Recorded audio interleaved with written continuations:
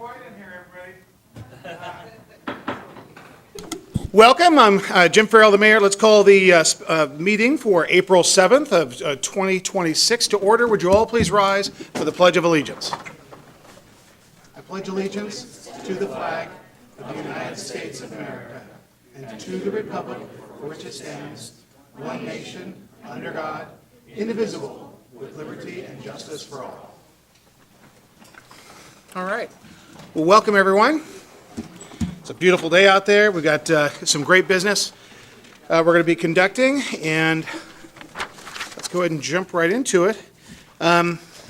First, let's have the Black Wellness Proclamation of April 13th through the 17th. Councilmember Sessoms.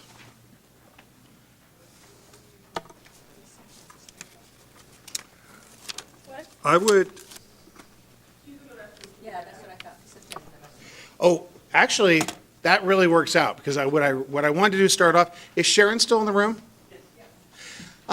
Can we please have, you guys, Sharon is a beautiful, beautiful comfort dog, an English cream, and is accompanied by Kevin. Kevin, did you sign up to speak? No, I did not. Actually, can you and Sharon and your partners there come on up to the podium real quick and tell us about Sharon and tell us about what you guys are up to and who Sharon is and who you are. Okay. Well, good evening. My name is Kevin Butler, and this is Sharon, our comfort dog, and this is Paula and Darla. We are from St. Luke's Lutheran Church, and this is a program that we've been working on for about 3 years. Sharon came to us from an organization called Lutheran Church Charities back in the Chicago area. When she came to us, she had over 2,000 hours of training, and her main role is to put smiles on people's faces. Oh, well, she certainly has done that tonight. We actually got our intrepid reporter from the Mirror. Did you get a picture earlier? I've done a whole article about her, but I will get another picture. Well, Yes, I've got a demonstration and everything. maybe what we can do is get a group pic. The council, we don't take too much time, but the council kind of come together and you guys can be down there. Can we do a quick picture? Sure. Okay. We took a picture before the meeting, but let's make it official. Okay. Let's go on up to the front.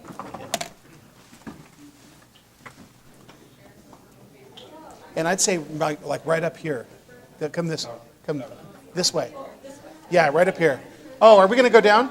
Are we going down? Yeah, let's stay up here. Oh, It's not level though. No. That's okay. If I fall, I'll just follow the mayor. exactly. He'll catch me, right? Of course. And throw me Of out. course. You can trust me. Okay, bring it in, everybody. Everybody say Sharon. Sharon.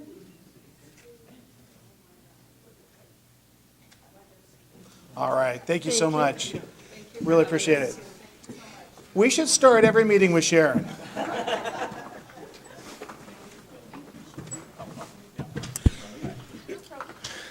Okay.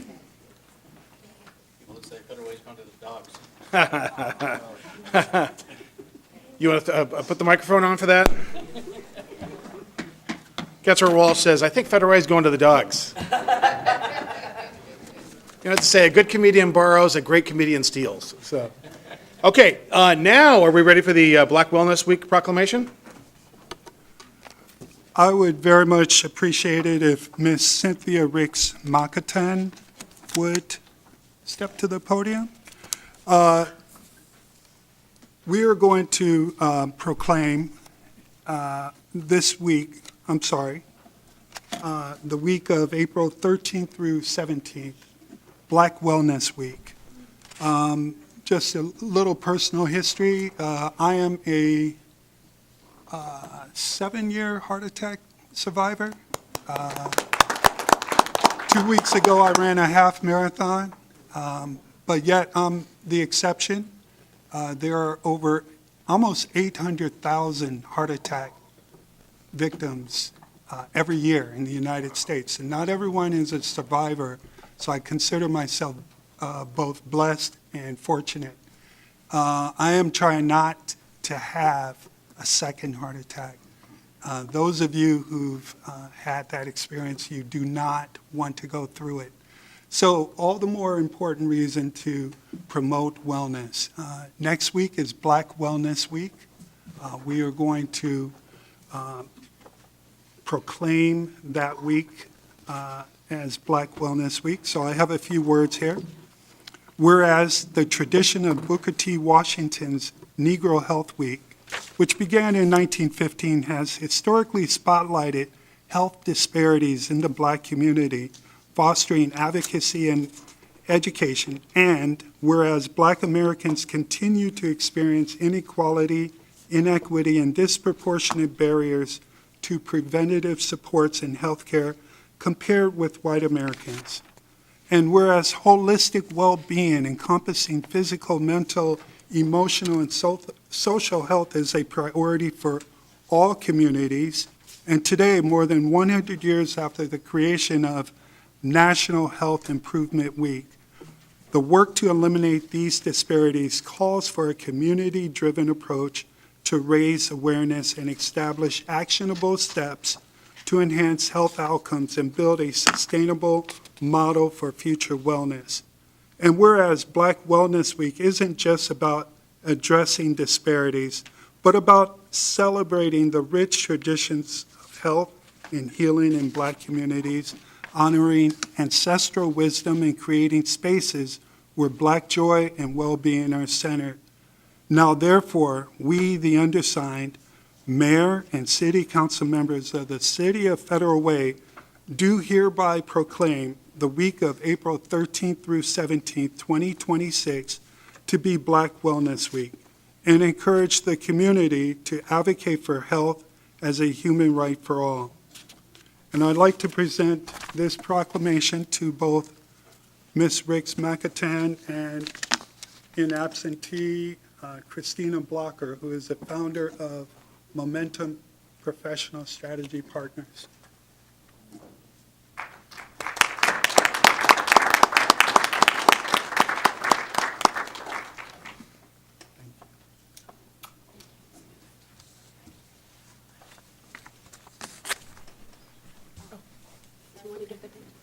You in the middle.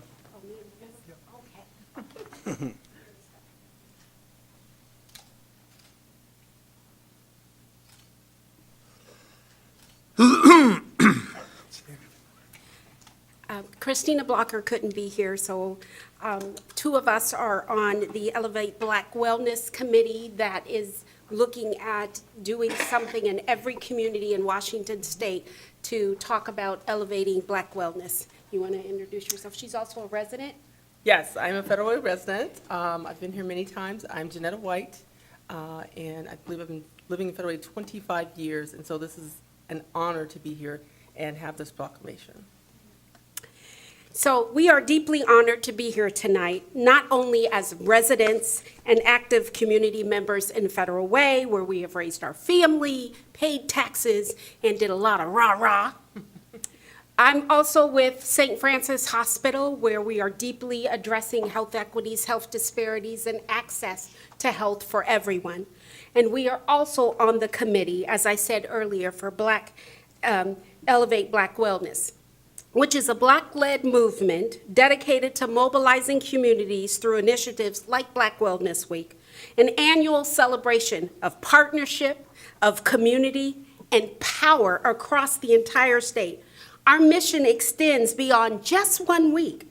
We aim to transform all the systems that determine whether Black communities in Washington thrive or merely strive, or merely survive. This week brings together systems across healthcare, foundations, elected officials such as yourself, and community organizations in a unified commitment to Black wellness, demonstrating how sustained multi-sector partnerships can create lasting accountability and community power. I just want you all to turn, and what does it say? Centered on opportunity. This is about opportunity for health and wellness for all, but but especially in the Black community and our indigenous and other Black and brown communities where we see huge disparities. I just want to point out one or two. For example, Black Washingtonians report lower rates of having usual sorts of health care, and disparities exist in screenings for diseases like colon and breast cancer. Infant mortality, even in our own county, even in our own backyard, is significantly higher for Black infants. And Black Medicare beneficiaries face much higher hospital readmissions rate than many other communities right here in our own backyard. These disparities extend to mental health as well, with Black individuals experiencing higher rates of serious psychological distress, but being less likely to seek professional help due to systemic oppression, discrimination, unequal access to care. Tonight's proclamation from the City of Federal Way is a very powerful statement of solidarity and a commitment to advancing health equity for all of its residents. Thank you for recognizing the importance of this work and being our partner in building a healthier, more equitable future for our Black community. Thank you.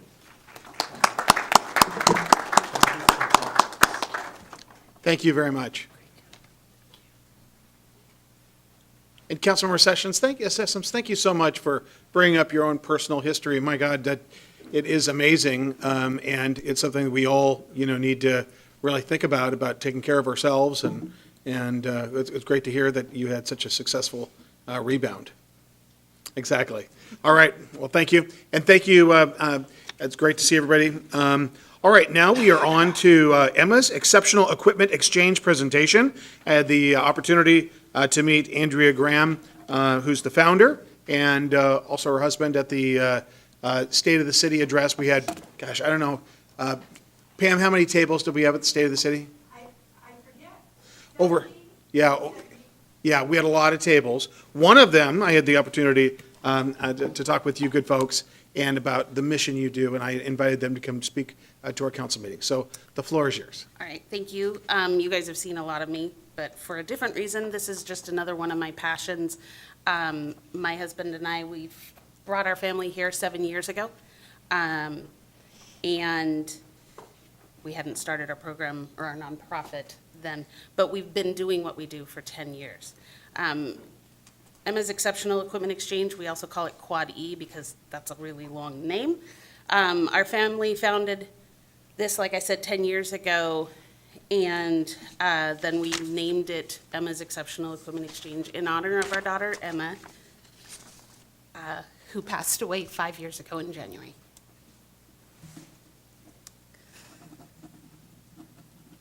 Quad E helps get medical equipment and supplies into the hands of those who need it at no cost. We do that through a process of sharing. So a family who has a loved one who's passed away or has their child outgrow a wheelchair, or their child or adult no longer needs a piece of equipment. We've all had it where we've needed a crutch, a pair of crutches or a wheelchair for short terms. They pass them on to us. We find the next home for those items.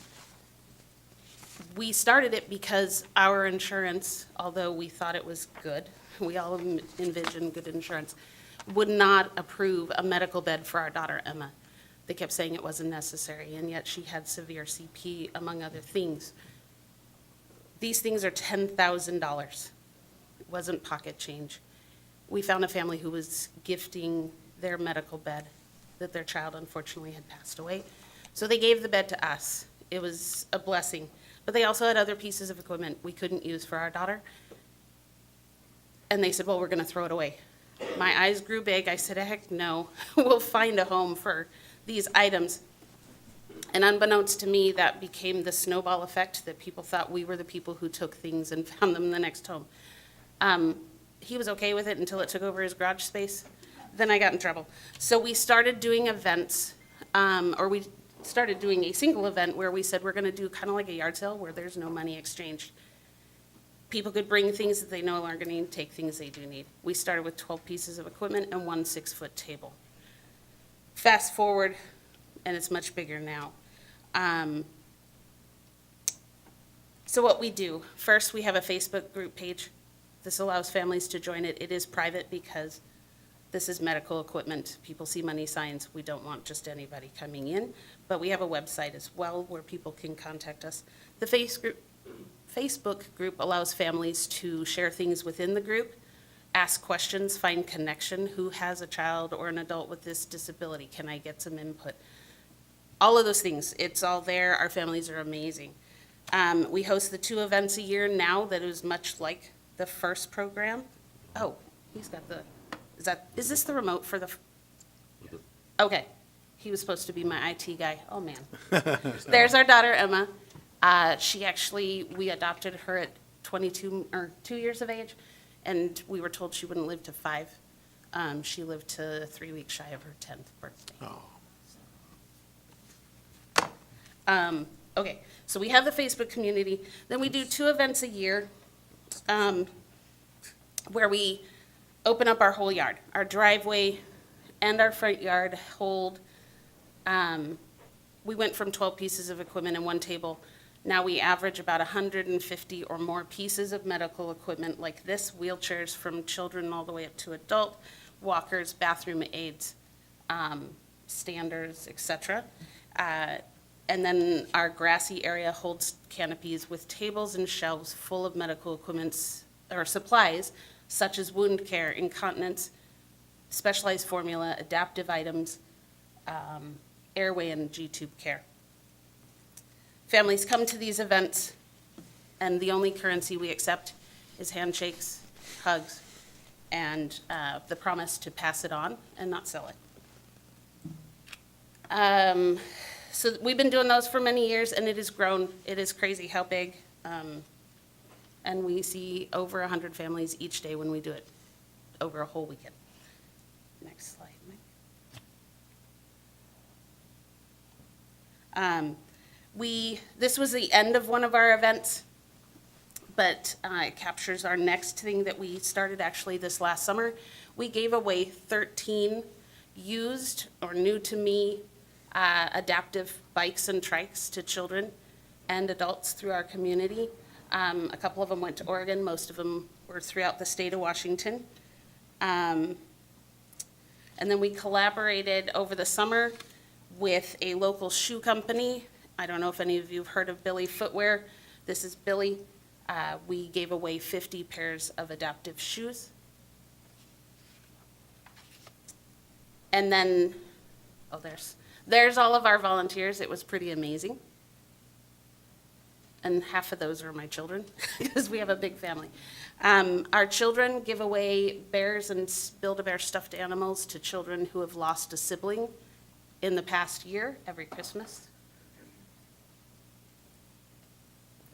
And then the one that is my most favorite is we do a Christmas or a holiday party. We try to include not just the Christmas holiday, where we give away Switch-adapted toys and other items to people with disabilities who may have a limitation in their hands or use of their arms, such as these 2 beautiful people in our community. We reached families in Oregon, Washington, Alaska, Montana, and Idaho with this project. And over the last 2 years, we've given away over 300 Switch-adapted toys. Let's see, sorry, I lost my place. The reason we do what we do is because the disability community has such a high cost to it, and it's a financial burden to families. Some of them, one family or one parent can work while the other stays home, or the cost of the medical needs is so high. For example, in insurance, we get 1 wheelchair every 5 years. The largest growth in a person's life is from birth till their teens, late teens. And when you offer a child, and we've had this experience with our daughter, she grew too fast for her wheelchair, and insurance said, sorry. When you have a wheelchair that doesn't fit you appropriately, that causes other health problems and safety issues. We have a young man who was in the bicycle picture. He's currently waiting for a wheelchair. He outgrew his. they've been piecemealing a wheelchair for the last 6 months or so. And 2 weeks ago, we had a wheelchair that was exactly the size that he needed that came in. He was so excited. It wasn't new, but it didn't matter. It meant he could get around without worrying that a wheel was going to fall off. And families are often told that they can have one item, so if they get a wheelchair, they don't get another item, such as a stander, a walker, a comfortable seat in their house.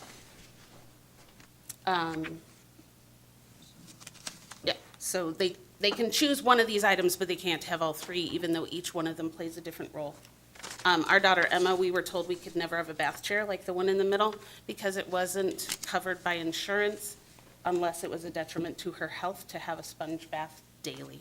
That is what families hear. It shouldn't be that way. When we were told that, we went ahead and bought her that chair, but it's, again, a financial hardship for many families. For the bike giveaway, we could go to Walmart and buy Ari a bike for $100. That is Ari, for those who have seen her.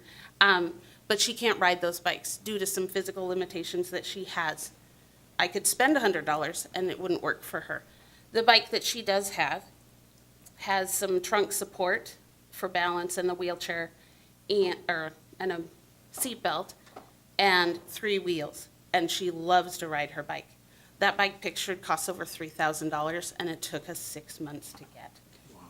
We did our bike giveaway this last summer, and today the bikes that we ordered custom for 3 children arrived. It took that long, and each one cost roughly $3,000. And they were custom made for children. That's why we do this, because families can't get bikes covered. But a child should be able to enjoy a bike. We just can't go to the store and buy one. Adaptive shoes. Some people go, what does that mean? I brought you some because we love Billy Footwear. He's a good friend of ours. Adaptive shoes allow a person with orthotics, prosthetics, or struggles with their hands, the ability to unzip their shoe to stick it in easier. But these cost at least $50, and with tariffs and so on, these have gone up even more. The average shoe costs around $100. We were able to give away 50 last year, and he's agreed to help us do 75 this year. We don't get them for free, but we do fundraising to allow us to give those away. And then, as I said, my most favorite is our Christmas event where we adapt the shoes. We hold a party. Many children and adults with disabilities are not invited to parties. They just aren't. It is a natural, unfortunate thing. And so we host a party. We have an amazing Santa Claus who comes. We have people who help us set up a space that is adaptive and welcoming to everybody of all abilities. It's accessible. But when you have a loved one with a physical disability that maybe they can't blow bubbles, maybe they can't move their hands to hit a switch that's small on a toy, or they can't shuffle cards, your parents can't go to the store, or the parents or family members don't go to the stores and find those things that are adapted on the shelves. We have to go online and we order them. And unfortunately, a toy that would cost $20 in the store, once it's adapted, it costs $100. I learned how to adapt toys after the last Christmas we had with our daughter. I bought 2 adapted toys at $125 for 2 toys that cost originally off the shelf $30. I learned how to do it and realized it took $1 to $2 in supplies and 5 to 15 minutes of my time. So we get donations of toys, or we get donations of funds that help us purchase toys and other items. I say toys, but we do things all the way up to adults. Our most favorite was a remote control cars, and we had from adults all the way down to little kids getting those this last year. But families can't purchase a lot of those toys when you're on a budget. And so we learned how to do it so that we could give them away. And so I can show you, because it's always fun. This is an adapted toy. We put the cord in here, and there's a button to turn it on and off. If you can't do that, due to some limitations, or maybe you can't blow bubbles due to oral limitations, of course, a child can blow bubbles. And when you have an adapted toy, it opens up to other kids wanting to come and pop those bubbles or chase that remote control car. So we do these things because we want to carry on our daughter's memory, and we are passionate about our disability community because they are some of the most unseen and unserved. And just recently, I believe it's last month, Medicaid was voted to cut $200 million from somebody that we actually, the disability community trusted, and were told that they were an ally for our community. They were supposed to be helping families. And unfortunately, those cuts are made, which means our program, which we would love to not do, though I love our community and I love what we do, we shouldn't have to, families shouldn't have to be working so hard to get pieces of equipment. But we do because there's so many cuts and we are the unseen. But if we ever have to close our doors, we will have a party and you'll all be invited. But lastly, I want to say we are all one day away from a disability, whether temporary or long-term. And disability does not discriminate. Thank you. Thank you both so much. Let's give them a big round of applause. I gave you the flyer for Oh, yeah. our event that is actually happening in just over a week. Okay, this is the flyer she's talking about. Do you have more that you could put at the front, there at the front table? Well, there was one extra. I did not bring more, but if people go to our website, which is Emma's Exceptional Equipment Exchange, the flyer's on, or .org. Emma's Exceptional Equipment Exchange. Thank you so much for the work you do. Oh, please tell Ari we said hello. Will do, will do. And then, did you have something? Yeah. Councilman Moore? Andrea, Mr. and Mrs. Graham, thank you. Thank you for the work that you guys are doing. Thank you for the impact you're making. Thank you for being selfless individuals. Thank you for carrying on your daughter's legacy and impact. Thank you for showing love towards the disability community and our community in general. And, you know, it's I just was telling my colleague, it's sad that insurance typically is always the challenge, and it's always the biggest hurdle. And the people that are always the most impacted are vulnerable populations. So thankfully, we've got an incredible state representative in the audience who I know is a huge advocate, and others are advocates as well in terms of our state delegation. But I just, I mean, you said two key words, unseen and unheard, and we got to change that. And so thank you for being here. Thank you to the mayor for inviting you. It's a great way to start this meeting. Thank you. Very good. Speaking of which, all the way from Federal Way, Washington, we have our very own state representative. We almost need a drum roll. Our state representative, Christina Reeves. Come on down. And we want to hear all about it. We want to hear about the all-night session. PTSD. And our own lobbyist, Luke Esser, is here as well. All right. Yeah, thank you, Mayor, members of the council. For the record, my name is Christine Reeves. I have the honor and the privilege of serving as one of your three state legislators to Olympia. And joining me tonight to help make this presentation is one of your two exceptional lobbying teammates who I rely on very heavily in Olympia during our sessions to make sure that I'm connecting in the very fast-paced day-to-day action that's happening. So he may help me fill in a couple areas where I've left off, but the purpose of me joining you this evening is just to provide you a very brief overview of the short 60-day session, kind of what the results were of your asks to your state delegation and the work that we have moving forward. So I want to give a special shout out to Heather on your team who has been going back and forth with me to help make sure that we can get your presentation up today. You've got an exceptional staff here in the city of Federal Way, and I'm just grateful that their collaboration helps us be able to bring this to you. So I think I point it this way, not that way. Oh, just kidding. We figured it out. Okay. So we're going to start with how are we going to spend our time together tonight? Very briefly, I want to just, for the public's benefit, you all are very well versed in this, but talk a little bit about what a locally targeted investment or a legislative request looks like. Talk a little bit about the 2026 landscape, what the priorities were requested. I don't just represent the city of Federal Way, so do want to put it into the context of the larger legislative district, and then talk a little bit about what's coming next. So we'll start with going in the right direction. One, as I mentioned, I am one of 3 of your state elected officials here in the 30th. Senator Clara Wilson and Representative Jamila Taylor are not able to join us this evening. I believe they're coming in 2 weeks to provide a similar update to you all from their perspective. But I'm going to cover this from my perspective tonight. So we're going to talk a little bit about the 3 types of requests that the city makes of your state delegation. First is policy, and you guys did make a policy request this year. We then talk about provisos, which is just a fancy word for budget requests. And then we talk a little bit about partnership requests that you make. Sometimes you're asking us to work with state agencies or local nonprofits or other things.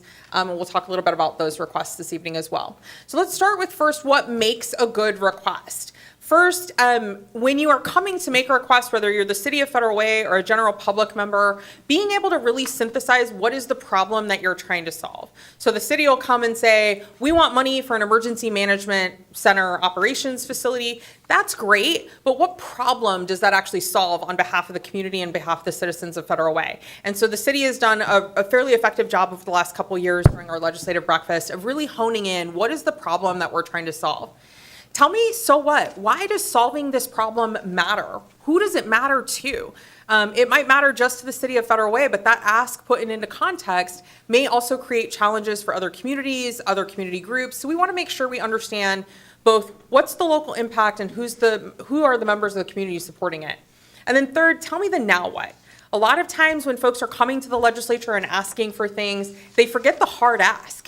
Tell me what you're actually asking for. Is it a policy ask? Is it a budget ask? Is it just you wanting to yell at me, which is also an acceptable thing? So identify the key steps and the action items you actually want us to take. I'll share a little bit statewide going into the 2026 legislative session. As many of you know, this was a short session. By constitutional obligation, we have a long session, which is 105 days, and it's a budget year. This year was a supplemental year, 60-day session. It's meant to just be kind of the cleanup session, if you will.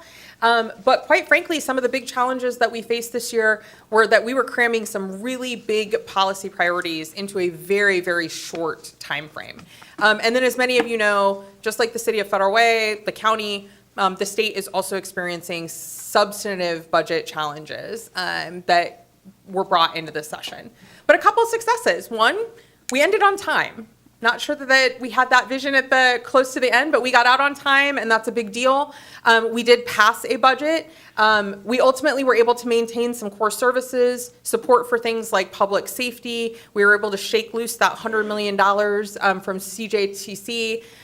Strengthening our food security system. As many of you know, the federal government has made some choices about what it will and will not fund with your tax dollars anymore. So really looking to make sure that we were shoring up and protecting core functions like SNAP, WIC, healthcare, and other things in the absence of the federal government returning your tax dollars. We also focused a lot on housing supply and affordability, and I know Luke's going to cover that in a little bit more in depth. And then I would be remiss if I didn't mention that one of the biggest conversations that we had this session was over alternative revenue proposals. One explicitly being the millionaire's tax that was passed at the end of session. So for the 30th district, I'm going to skip this. We're going to talk about the City of Federal Way. Priorities that were presented by the council specifically. Your biggest policy priority that you asked for in January was legislation regarding the restriction on sex offenders. As many in the community know, this was coming off a conversation around Kevin Coe being released back into the Federal Way community. He has subsequently passed away, but he was on hospice care here in Federal Way for a while. At the request of the city, I did introduce legislation that would have modified some of those notification procedures and release procedures at the state level. I was not the only legislator in the state, but I was the only legislator in our delegation that advocated for this. Unfortunately, we were not able to move it forward in this short session, but anticipate that if the city were to bring it back, that we would continue working on this. Where you did make some additional asks were in the budget space, particularly in the general budgets. We have 3 budgets, as you know. We have an appropriations budget, which is kind of our operating budget, a transportation budget, and a capital budget. Transpo obviously funds Transpo, and capital funds, I like to say roads and commodes, property, infrastructure. In the affordable housing space, you asked for some very specific items. Luke's going to cover this in his presentation because these weren't specific bills that I passed, but they were bills that we did vote on and we were able to pass to support some of the affordable housing requests that you've all made. And then you did ask for $150,000 in specific childcare grants that you wanted to be able to appropriate. We were not able to get direct appropriations to the city for childcare, but we were able to preserve childcare grant funding at the state level that the city would be eligible for. In the third bucket, or in the second bucket, still on budget, transportation projects. Unfortunately, we were not able to get you new money in transportation. Again, we went into a pretty big $1 billion budget deficit, but I am proud to say that we were able to protect over, I think, $50 million, was it, Luke? Over $50 million in state appropriated funding that has been awarded to the city of Federal Way for these transportation projects. And you all may not feel like that's a win, but I feel like in a year when people were actually taking money back from projects, being able to protect that money on behalf of the city was a win. In the capital budget, this is just a larger list of all of the transportation projects that we were able to fund in the 30th district. So things like King County Metro, we were able to get, Federal Ways Triangle project funded. So you'll see some of this was just about keeping the funding that has already been appropriated, but some of these things we were able to get a little bit of funding allocated towards. I apologize for the small font for anybody who can't see that. I'm happy to send that by email. In the capital budget, you did ask for Emergency Operations Center funding, and we were able to get you a little over your ask at $86,000 for that. You'll also see for things that benefit our community, but were not specifically asked for by the city, we were able to get funding for the Health Point dental capacity, to expand dental capacity at the Health Point facility. We did get them some additional funding for infrastructure investment. You'll see that there's some Steel Lake affordable housing funding there. One of the most important things that myself and the rest of the delegation really advocated for was flood response funding for the city of Pacific, who was the most drastically impacted municipality in our district, to make sure that they would have some resources after their levee broke. And then you'll see Algona got some water system improvement funding, and Federal Way Pediatric Outpatient Surgical Clinic was also funded. So while those weren't specific asks by the city of Federal Way, these are wins, I think, for our community, particularly in a tough budget year. And then you did not have any formal asks in the partnership space, but what I will reference is part of what's making that child care access funding that you all asked for available is that the state did partner with the Balmer Family Foundation to receive over, I think it's $170 million in annual support to go to ensure that we're keeping ECAP and Head Start slots open. So just know that, again, while the city maybe isn't asking for it, your delegation is working to try to impact the larger Federal Way community, South King County community. So what's next? 2026, we are now officially in what's called interim or summer break, as some legislators like to call it. This will run from April to December. This is the time that your legislators are going to be out in community. We're hosting town halls, tours. We're doing coffee hours. For many of you, you know, for the last 7 years that I've been your legislator, I host Tuesday morning coffee hours at Ebony and Ivory from 7 to 9. Public's welcome. It's free. We'd love to see you there. You can also request one-on-one meetings, and then we're working on 2027 policy development. We'll go back into legislative session in 2027, starting in January, and it will be a 105-day session, and it will be a budget year. We are anticipating nearly $1 billion budget deficit going into 2027, so you can anticipate that the conversation is going to be not what new money we can get the city of Federal Way, but again, what can we preserve and protect going into that next budget cycle. So with that, as you'll see, I'll share contact information for all of your legislators, but mine is at the bottom, and I'm always happy to take questions, answer questions. I'm going to pause there and Before we, Defer to you, Mr. Mayor, on. before we turn it over to Luke here real quick, we are dying to know, what was it like to be in 30 straight hours overnight? What was your life like during that overnight session? So for the public's benefit, if you're not aware, for the first time in state history, the legislature participated in a 24.5-hour round-the-clock debate on the millionaire's tax or the income tax. I happened to take an opposing view from most of my caucus and my delegation. I actually voted against the income tax for a variety of reasons I'm happy to talk about offline. But the reason that my experience with that 24-hour debate was a little bit different than most of my colleagues is because I introduced 15 amendments trying to ensure regressive tax relief for middle-class families, things like a child tax credit, a dependent care tax credit. But what that meant is that in that 24-hour debate, one of the things that happens, one of the tactics that gets used is what's called an oral roll call.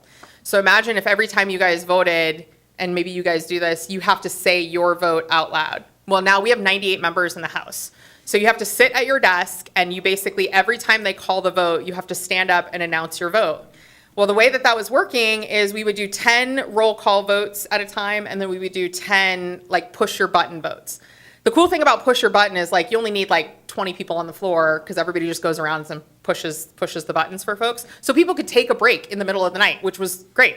I, on the other hand, could not take a break because all of my amendments came up in those moments when we were doing the button pushing. So I was awake for 30 hours straight trying to defend working class and middle class families in a tax debate that I thought was very important to our community, one that I think I've heard. You know, I'm all for progressive tax reform. I'm all for taxing millionaires. I just want to make sure if we're going to add another tax that we do it by taking taxes that you're already paying away. And that just did not happen. So unfortunately, I'm on the minority side of that vote, but in a historic 24.5-hour debate. Wow. I hope we don't ever do that again, but. Yeah. Well, I can't imagine. Did you have a ride home, or that must have been a tough ride home? No, we didn't leave. Like, we started at 6:15. I think it was on Monday night. I went for, I think it was like 20. I was probably 15 hours into the debate, 16 hours into the debate. At 30 hours, I got to go downstairs to my office and sleep on my couch for like maybe 2 hours. And then we had other bills because it was last like few days of session. We had to get a budget passed. We had multiple other revenue bills that we were voting on. So then we left for a couple hours and then we came back and did another 18-hour day the next day. So. Thank you. Yeah. On behalf of everybody, not only here and in the audience, but everybody that lives in the 30th District in Federal Way. So thank you. It's my honor. Thank you, Mayor, very much. All right. Happy to answer any other questions, but I'm happy to also turn it over to Luke. Yeah, why don't we hear from Luke, Luke Esser, our intrepid lobbyist, and then what we'll do is we'll open it for questions once Luke's done. Is that okay, everybody? Okay. All right. Luke, why don't you hit it, and then when you're done, then we can, the council can ask questions of either or both. Thank you very much, Mayor. And speaking on behalf of myself and Jim Hedrick, who it's his kids' spring break, and he's taking his family vacation. I won't be repetitive of the items the representative already covered. This was the short session that adjourned on time. 267 bills passed, 7 partial vetoes, 0 complete vetoes. So the governor didn't use the red ink too terribly often. I'm going to focus on some bills that were very prominent for cities. The first 2 are related to the housing space, and the first of those is House Bill 2266 on STEP housing, which is an acronym for supportive housing, transitional housing, and emergency housing. And there was a bill that ultimately the Association of Washington Cities became neutral on because of some modifications that were made over the course of its legislative journey. In its final form, that bill requires cities to allow transitional housing or permanent supportive housing in any zones in which residential housing dwelling units or hotels are allowed. For indoor emergency shelters and emergency housing, those are allowed in any zones in which hotels are allowed, and in additional zones if needed to meet comp plan projected needs of the particular jurisdiction. One of the big issues on this bill was the certification of certain items before a certificate of occupancy is issued by the city. Ultimately, it came to a place where there are a list of items that are required to be certified, but it's the project sponsor that self-certifies them and not the city or county that ends up certifying them. And finally, there are some additional certification requirements if projects are proposed within 500 feet of a public or private school. In terms of affordable housing operational limitations, sometimes known as good neighbor agreements or codes of conduct, the only operational requirements that cities may now enforce on affordable housing developments are limited to income qualifications, coordinated entry, reporting, and monitoring. Additional operational requirements are allowed in the issues of health and safety by contract, if the city donates land or long-term leases of land or significant general fund dollars, and I put that in parentheses because, excuse me, quotation marks, because significant is not defined, it's negotiated between the parties in that transaction. And finally, the implementation deadline, staff is going to care about this a lot, must incorporate these requirements by June 11th, 2028, or the effective date of the next comp plan update, whichever is first. The other big housing-related bill that affected cities that was dealt with in this legislative session had to do with turning what are currently commercial and multi-use properties into more residential developments. It applies to cities with a population over 30,000, which obviously applies to the city of Federal Way. Cities must allow residential development, including exclusively residential development, in areas zoned for commercial or mixed-use development presently. There are a list of exceptions that are there on the slide, and I won't go into those. Probably the biggest issue of debate on this bill was the ground floor retail requirements that a lot of cities have in their current development regulations. And there was a lot of different numbers that were thrown around, and it changed over the course of the session. By the end of the session, the final version of the bill, 40% was the number that was chosen. A city may exempt 40% of its total acreage zone for commercial or mixed use and still require ground floor retail. But on the rest of it, the other 60%, it may not require ground floor retail or a CUP or SUP process for ground floor retail in that other 60%. There are, just to make the math even more complicated, there are exemptions from the 40%, areas that aren't included at all in either the 60 or the 40 for development at 85 plus feet high station areas, which is a transportation-oriented development term, which comes into play near the light rail stations in Federal Way. And also, prominently, no ground floor requirements are allowed for any publicly subsidized affordable housing, which is currently exempt from property taxes. This particular bill requires cities to be in compliance by December 10th, 2027, or they may not enforce any ground floor requirements from that point forward. And the updated growth assumptions not required until the city's next comp plan update after 2030. And this comes into play because many cities set forth their commercial and mixed use designations in order to meet the the jobs requirements that they're required to meet under the Growth Management Act. So there's some additional time to modify that after 2030. Another very prominent bill affecting cities and counties, limitations on the use of automated license plate readers, ALPRs. And with this legislation, the general rule is it's unlawful to use ALPRs unless they're specifically allowed under the legislation. Though, again, there's another sleight of hand here that's perhaps not the right word. There's exemptions from the definition of ALPR. There's certain items like automated traffic safety cameras are not considered to be ALPRs. So they fall into another separate bucket there. But in general, items have to be specifically authorized to be lawful ALPRs. Law enforcement agencies have the broadest use allowed for ALPRs. They may use them to collect data related to there it is, investigate stolen vehicles, missing and endangered persons, felonies, or, I'm sorry for so many acronyms, gross misdemeanors, GMs. That was one of the biggest sticking points in the bill. There was a lot of desire from many cities and counties to include gross misdemeanors. The original versions of the bill included only felonies. At the end of the day, the final version of the bill did allow the use of ALPRs for gross misdemeanors as well as for felonies. There are limitations on how long the data that's collected can be maintained, and the general rule is 21 days, though with parking enforcement, it must be deleted within 12 hours after the final resolution of a case.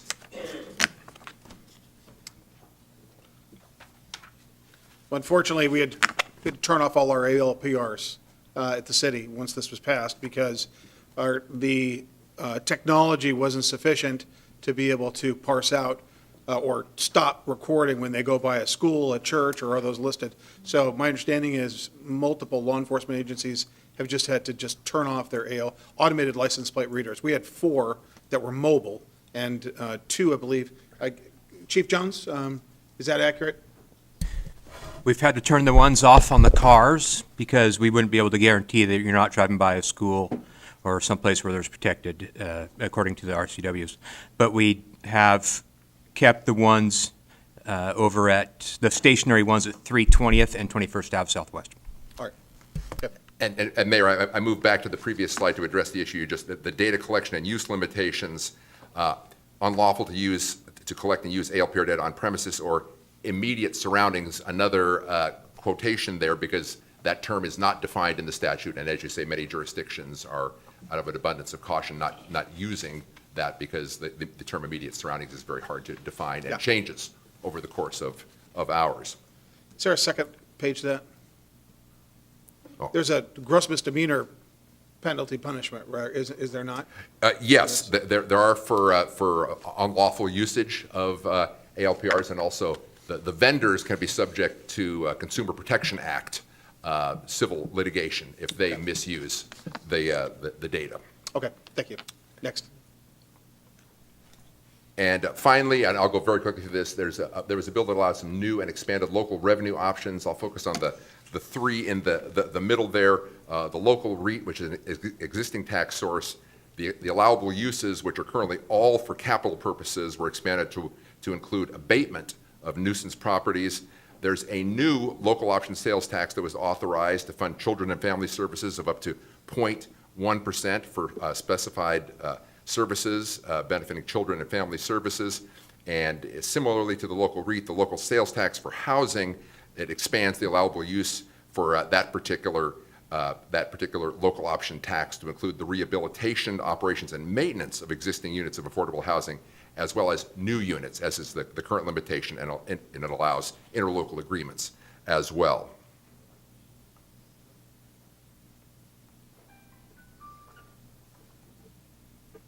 I'm not doing a good job of forwarding to the next slide. There we are. I went impatient. There we go. Rep. Reeves already mentioned the restrictions upon sex offenders post-supervision, so I'll slip to indigent defense. There was hope going into the session that the legislature would provide some money for local jurisdictions which are seeing large increases in their indigent defense budgets because of some changes in caseload requirements that were approved by the state Supreme Court. That did not happen in the current budget, though there is an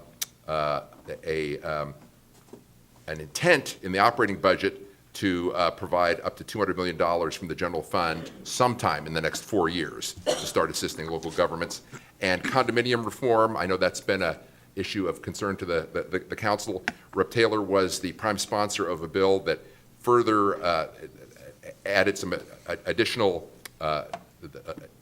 increased the size for which projects were eligible for legislation passed last year to allow them to be built with an express warranty of quality and not an implied warranty, which makes the insurance much easier to be obtained for those particular projects and hopefully reduce the cost of them.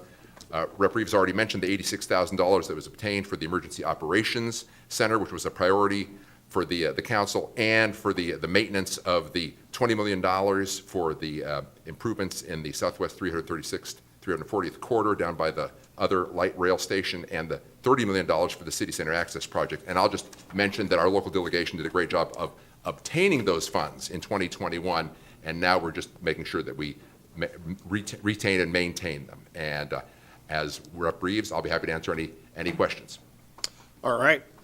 And I think I may have said with Representative Christine Reeves. All right. Councilmember Kochmar? Thank you very much, Luke and Rep. Reeves, for your presentations. On the House Bill 2266, I think that's the one that we're going to have the most issues with when we go to revise our comp plan, because as someone, we've done so much work on our zoning, keeping certain types of housing a certain distance from each other, including parking spaces and so on, and that's going to be a huge issue, I think, for this city. We've tried to keep this city looking as a place we'd want to call our home, and so that's going to be a big issue. But what I'd like to ask, though, is from Rep. Reeves is childcare. Do you know how many childcare, that's a big issue for us, of course, as it is across the state, for us here. But do you know how many how many childcare, home-based childcares we have in the Federal City? I don't recall the number off the top of my head, but I can definitely get that data for you. What I can tell you is there were some major pieces of childcare legislation passed this last session, one including creating a workforce standards board for childcare operators. And then, as I mentioned, the $170 million impact that the Ballmer Foundation is providing in partnership to ensure that those childcare slots are still available. Yeah, and I think that that's a good thing. What I would really be interested in knowing how many childcare, home-based childcare we have in Federal Way. I'd like to know if there's any review of misuse of funds. In other words, are there actually children Sure. in the facility? I don't know. It's just Sure. something that we should ask as being stewards of the public trust.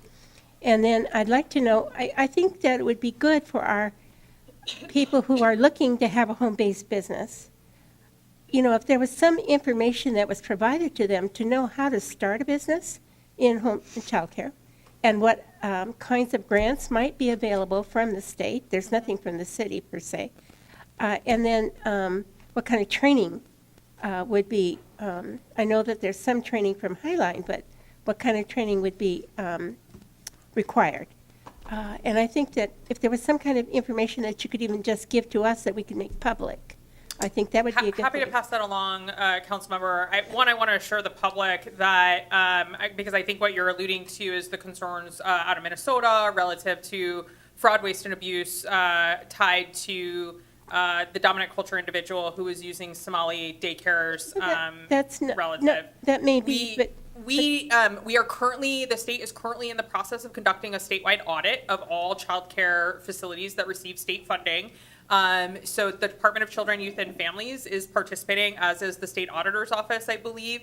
So we can definitely, when that report becomes available, happy to provide it for you. Also happy to get you a number of specific in-home providers here in Federal Way. Yeah. And then third, Councilmember Kochmar, happy to assure you that there are a lot of folks paying attention to ensuring that the outcomes-driven data, whether that's through the Workforce Standards Board, whether that's through the training programs, that is all available and accessible publicly through the Department of Children, Youth, and Families website. So I'm happy to pass those links along to you. yeah, I think what I really am, where I'm getting at is that I appreciate that.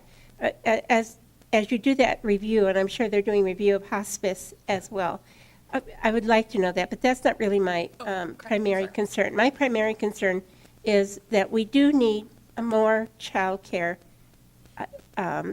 home-based businesses for our citizens who need to find, especially pre-K, so that they can go to work. And I don't care who they are. I'm just thinking that they need to know how to apply. I just think we need to provide that information to our citizens so that they know how to go about Happy to it. pass it along. It's Yeah, available on the that Department of would Children, be Youth, and what I'm Families really website, getting but at. happy to get that to you. Thank- Absolutely. Thank you. Okay, thank you. Councilmember Seffa Dawson. Yeah, I just wanted to ask Councilmember Kochmar if this is only for home-based childcare providers, is the audit, or is it for any childcare who does Well, get I would think the government audit would be for funding? any childcare, Okay. but I'm really more concerned with home-based because I'm not so concerned about the audit as much as I am to provide more childcare available for our citizens who want to go to work. It's difficult and expensive, Yeah, and but especially I for. think you brought up fraud issues, so I just want to make sure that it covers Oh, thank you. any And that's a good point. childcare centers that get federal funding or any kind of funding, DSHS or Yeah, the audit covers all childcare in the state of Washington right now, just because of the concern. And so for the public's benefit, we have home-based care, which is typically like, you know, an auntie who will say, I've got my kid, and then I'm going to open my house to maybe 5 or 6 other kids. That's typically in-home care. We have center-based care, which is for folks who are maybe accessing, you know, organizations like KinderCare or La Petite. And then we have, you know, nanny care, we have au pair care. There's a lot of functions of childcare. As somebody who's been working on childcare access for the last 8 years, I can tell you that it's a challenge both in providing the workforce. The example I use, I have 2 kids that went to childcare. It costs more every month to put my kids in childcare than my mortgage and my car payment combined. And most of the childcare providers I talked to could walk across the street to Starbucks and get a job paying them more than they could at their childcare facility. And at the time we did an audit about 4 years ago, we found that childcare providers were making less than dog walkers in the state of Washington. We have done a lot of work in the legislative realm. What I would tell you, though, is what we're now hearing from childcare providers is that we've kind of fell over the tipping point where now it's so cost prohibitive with quality standards, workforce standards, infrastructure standards, safety standards, that it's becoming cost prohibitive for them to open a child care center. And that's why when you have fully, I'm getting into too many details, sorry, but like you have full private pay facilities, the challenge we're having is that the model that's been built in the state of Washington is a balanced model between subsidizing child care with state and local dollars and then private pay. So you have kids who are coming in ECAP, Head Start, Working Connections childcare, who are subsidized by the state, the county, and the city in mix with private pay parents. And the model is out of whack right now. And so a lot of the work that we're trying to do is what is the true cost of care? And then to your point, Councilmember, I think we all care that we're getting to that outcomes-driven metric that we're trying to solve, which is how do we get more parents to be able to show up to work every day? This is an interesting stat that many of you may not know, that in 65% of dual adult households, both parents have to work to afford to live in this community. And so we've got a lot of work to do, Councilmember. I appreciate that you're paying attention to it. Happy to partner with you, get you the data you're looking for. But it's a fairly nuanced challenge. It's not as simple as just dropping childcares everywhere we want them. And Federal Way does experience a high propensity of childcare deserts. So we'll keep talking. I look forward to partnering with you and getting you the data. And we know that's an issue that we've been talking about this for years, so thank you for your dedication and work on this issue. Council, any other, Councilmember Sapadowski? So how's the funding, the budget going to affect childcare subsidy in the future? Well, I think it depends, Councilmember. It's a great question. If you listen to some advocates, you're going to hear them say that we just passed a millionaire's tax that will bring $2 to $4 billion in revenue, and it's going to fund all the things. I would argue that that is going to be a challenge, one, because the millionaire's tax is going to be challenged at the ballot, and then it will be challenged in the court. We already know that former AG Rob McKenna has filed a lawsuit against the state on behalf. So my sense is the millionaire's tax will not even, if it passes the ballot initiative and it passes a court case, will not even go into effect until 2029. So the challenge that we have right now to your specific question is, what does that actually do for childcare today, tomorrow, next week? What I would tell you is we have managed to pass a budget that pencils on paper, but when we come back in 2027, we are already facing an $875 million budget deficit. So what is that going to mean? That's going to mean either deeper cuts into things that you care about, and we've already cut K through 12 education, Medicaid and Medicare, food subsidies, because 25% of the state budget relies on federal dollars, your tax dollars coming back to this state. The federal government has cut hundreds of millions, close to $1 billion in your tax money coming back to the state of Washington for a variety of reasons we won't get into. But what that means is we either, as a state, then have to backfill that federal money that we're missing, or we have to cut those programs. And I think that's going to be the tension that you see in 2027. You saw some of it in 2026. I think it's going to be only more heightened tension in 2027, especially if the millionaire's tax has not gone into effect and won't go into effect. Where are we getting the rest of that revenue? And that's going to look like, are we going to have property tax conversations? Are we going to have gas tax conversations? Are we going to have sales and use tax conversations? All the conversations you guys are having right now at the city level, those will be the same conversations that are happening at the state level. And so I can't speak specifically to what programs will be cut. I don't know that it will be childcare. What I can tell you, Councilmember, is that we were able to defend the loss of $40 million to our childcare programs. The original budget, as it came out from the governor's office, cut Working Connections childcare, cut the waitlist rate, and the legislature actually felt so strongly about protecting childcare access that we put that money back into the budget and lowered the waitlist number. So I think you're going to see legislators continue to fight for that, but at some point, what's the breaking point? Thank you. Yeah. All right. Okay. Councilor Hamilton, and then Council President Hyde. Thank you, Representative Reeves, for your report and for spending your evening with us. Also, I just want to say thank you for your coffee hours that you host, and I enjoyed seeing you last Yeah, week it's nice at the to see Coffee you. with a Cop, and I visited once before as well. I just looked at the sex offender post-supervision policy. It was HB 2533. Just want to thank you for working on that. It didn't look like it got very far. I would just encourage maybe to bring it back. Bills don't really ever die, so. They don't have to if you don't want them to. Yeah. And then also, just want to thank you for the condominium reform last year. That's helpful with our affordable housing and especially home ownership opportunities that we have here in the city. And then pleased to see that we got something for the Emergency Operations Center, so that will be helpful. I do have a question for you, though, and that is with the public defense. And so with the caseload standards being drastically reduced, we're expecting our costs as a city to triple for that. And just wondering, I know I saw something kind of go by real quick about the millionaire's tax, but it looks like that wasn't going to be helpful for public defense. And It might. If it Okay. holds, it might. but is the legislature talking about that at all to help cities cover that cost? And what are some of our options there? Yeah, it's a great question. Let me start by saying thank you for joining us at Coffee with Christine. It makes for really great bipartisan conversation and just appreciate your perspective and your insights. Secondly, I would say the condo liability reform for sure. Representative Taylor, want to give her due credit, has really been leading on that over the last several years, so thank her for that. As far as the public defense, so this is, and Luke, this is more into the politics of what happened in Olympia. It was originally proposed as a standalone set-aside fund within the millionaire's tax proposal. So essentially, when the original proposal came out, you would have seen an allocation directed specifically to pay for public defense. And I want to say it was like $200 million. It actually changed from It was like 5% to 7%. It was all over the Yep. place.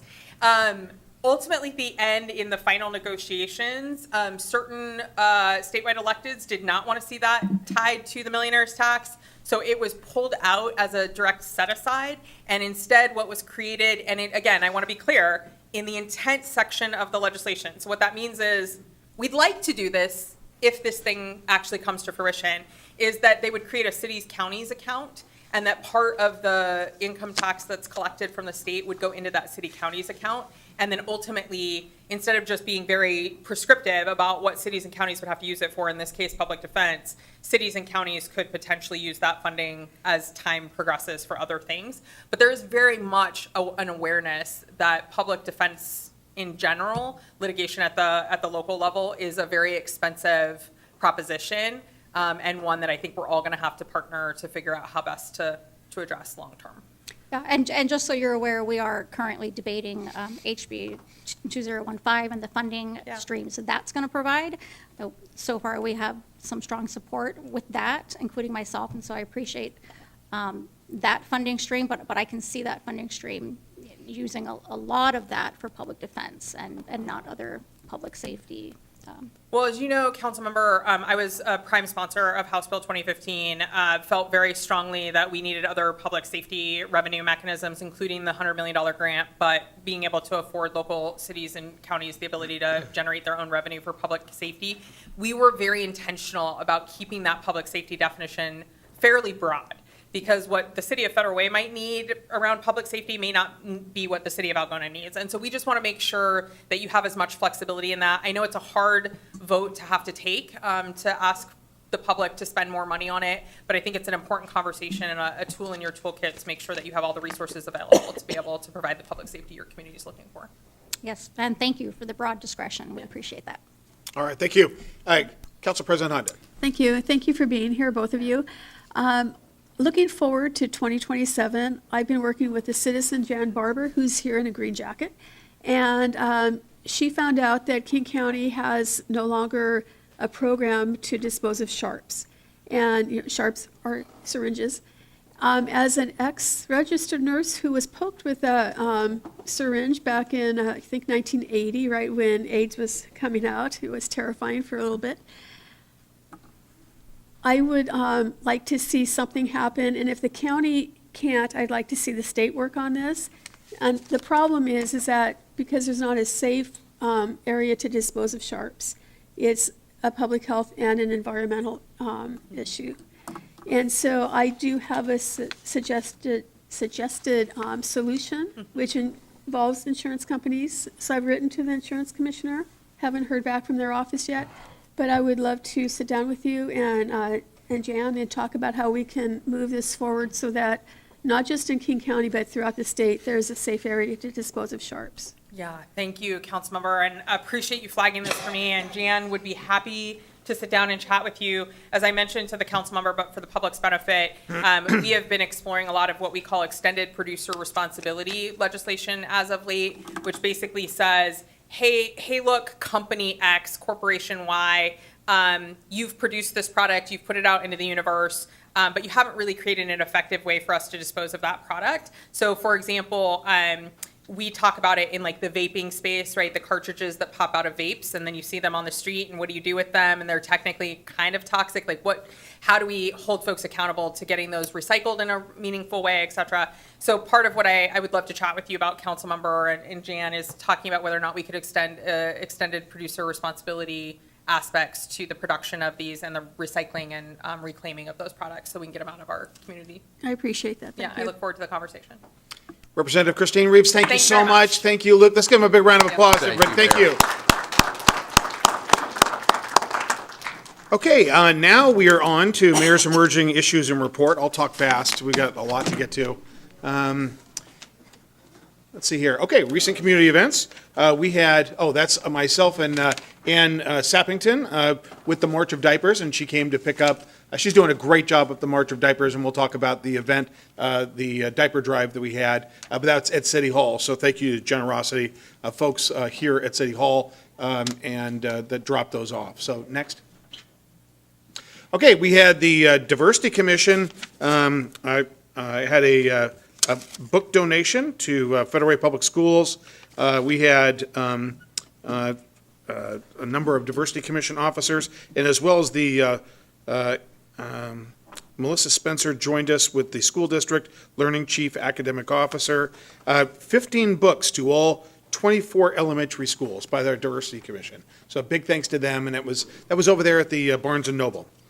Okay, then I had the opportunity, probably the greatest thing I get to do as your mayor is go to elementary schools, and our son's Ben's former elementary school, Sherwood Forest Elementary School. It was really fun, great book to read, and it was kind of a time machine to go back there. And I think actually we were in one of Ben's former classrooms, so that was really great, and a lot of great questions by the kids, and they were really into it. Okay, then we had the diaper drive on March 28th. That actually happened to be Ann Sappington's birthday. That was at Fred Meyer. Big thanks to our friends at Fred Meyer who really rolled out the welcome mat. And we had Cheryl, who was back in town. Really appreciate her. And we collected, the diaper drive, collected more than 10,000 diapers with 3,000 wipes. Big thanks to everybody who helped pull that together. And it was good to see Cheryl Hurst again, who came back into town. And you could see, actually, we've got essentially a quorum of the council there for the diaper drive, which is a big success. Okay, next. Okay, Repair Cafe at, March 28th, and it was great to get over there again. They do really a nice job over there. We had the Chamber of Commerce luncheon on April 1st. You can see, again, we've got the council. You've got such a great council, everybody. They go to so many community events, and we actually got a great presentation at the Chamber of Commerce luncheon. Okay, next. Okay, we've got the, and I think at the Chamber luncheon, we actually had the director of the King County Aquatic Center and about all the exciting things that are happening at our King County Aquatic Center. Okay, upcoming events, we've got shredding event at Red Canoe Credit Union. And let's see, we've got the community clothing swap at April 11th. We've got the drive-through shredding event, like I said, at April 16th. We've got Parks Appreciation Day, Steel Lake Annex, Brook Lake Park at Celebration Park, and that'll get started in the morning. And if you'd like more details about that, let us know. We can get that information to you. Okay, upcoming meetings. We've got our promised town hall meeting, April 30th, and that is over there at Olympic View Elementary. That's Thursday, April 30th, 6 p.m. We'll talk about all kinds of issues. I'm Hooked Family Fishing Event, May 2nd. Really great event. That's over at Steel Lake Park. If you've never been to that, if you've got a little one in the household, it's just really some of the most treasured memories I have are bringing Ben over and catching a fish. He's much better at it than I am. But we also have the Senior Health and Resource Fair. Oh, by the way, Jason, what time are we getting started with the fishing event? Hooked on Fishing goes 7 a.m. to 1 p.m. Get there early. You do need to register in advance, though, and so go to City Federal Way website, and you can register there. Okay. I suggest getting there early. Okay, Senior Health and Resource Fair, May 12th. Council President Hahn, you want to talk about that real quick? Sure. This is our third Senior Health and Resource Fair. The Senior Commission puts it on, and they've been working all year on this. If you're a senior or you plan to be a senior one day, this is a great event to attend. We have 80 vendors. So the PAC, it's at the Performing Arts and Event Center. Excuse me, it's a free event. And you will learn a lot about what it takes to survive as a senior and how your life can be better. So we would encourage you to come. As I said, it's a free event, and you won't regret going. A lot of folks there, a lot of tables. How many tables you have last time? About 80, so it's packed. It is wall-to-wall tables. That's the maximum we can have. We've had to turn some vendors away. Yeah, okay, great, thank you. All right, now, next we've got upcoming events. On Saturday, May 16th, we've got Touch a Truck, and that's, we used to have Touch a Truck at various locations. It's over at Wild Waves. It's going to get started at 11 a.m.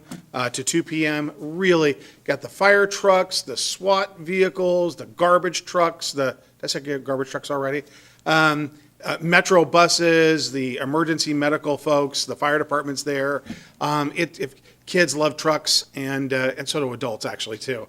And they've got food there and all kinds of things, and it's right there in the big parking lot at Wild Wave. So 11 a.m. to 2 p.m. Then we've got Kicking It Federal Way. That's looking toward the future, June 19th through 21st. That's going to be at the Performing Arts and Event Center. A lot more detail, but make sure you got that on your calendar. That's Friday through Sunday when FIFA comes to town, the World Cup. All right, and then we've got Friendship Theater production of Frozen at the Community Center, June 18th through 21st. Okay, that completes my report, and now we are on. Oh, yeah, I'm sorry, yes, absolutely. Council President, would you like to raise an issue we talked about? Yes, so as we all know, we have Sound Transit, who has recently opened the light rail here in Federal Way. And ST3, which we all voted on, allowed funding for Sound Transit to have light rail go all the way into Tacoma. Currently, Sound Transit is experiencing up to a $34.5 billion deficit, and they are discussing what projects might not happen. And the projects that they're looking at that might be delayed or might not happen are cutting the Ballard extension, stopping the southern extension of light rail to Fife instead of going to the Tacoma Dome, and delaying projects in Everett, South Kirkland, and Issaquah. The City of Tacoma Council recently wrote a letter to Sound Transit talking about the need for light rail to expand into Tacoma, as we have all paid taxes into this for years and years. And I would like to ask our council if it would be okay if we work on a letter to support the City of Tacoma and their desire to get light rail into Tacoma, and maybe vote on it in 2 weeks. Yeah, Council, I guess any objection, or we're not looking for a vote right now, we're just kind of trying to sense some consensus. Councilmember Moore? Council President, I appreciate you actually bringing this up to all of us at this dais. I know that this, it's hard to communicate outside of this, so thank you for bringing it up to all of us. I think it's absolutely important. I know that Pierce County and Tacoma are working really hard to get in front of this and advocate, so I support it full-heartedly. Thank you. Thank you. Councilmember Hamilton?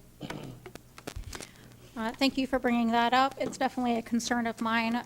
We've paid a lot of taxes for this, and our community has paid a lot of taxes for this. Many people have paid a lot of taxes for this, and yeah, they need to deliver. So I would be in support of what you're proposing. Okay, and then Councilmember Sessoms? Yeah, and thank you very much for bringing it up as well. I just want to let our citizens know that you can actually take a survey on the Sound Transit website. Just go there and let your voices be known, but I'm happy that we'll be addressing it as well. Thank you. Okay. Council, thank you, Council President, especially for reminding me. Council, I don't think do you think this needs to go through a committee, or, we've got agenda setting after this. Are we okay with it just going right onto the next council's agenda? Okay. The sooner the better we get this in front of the Sound Transit Board. Very good.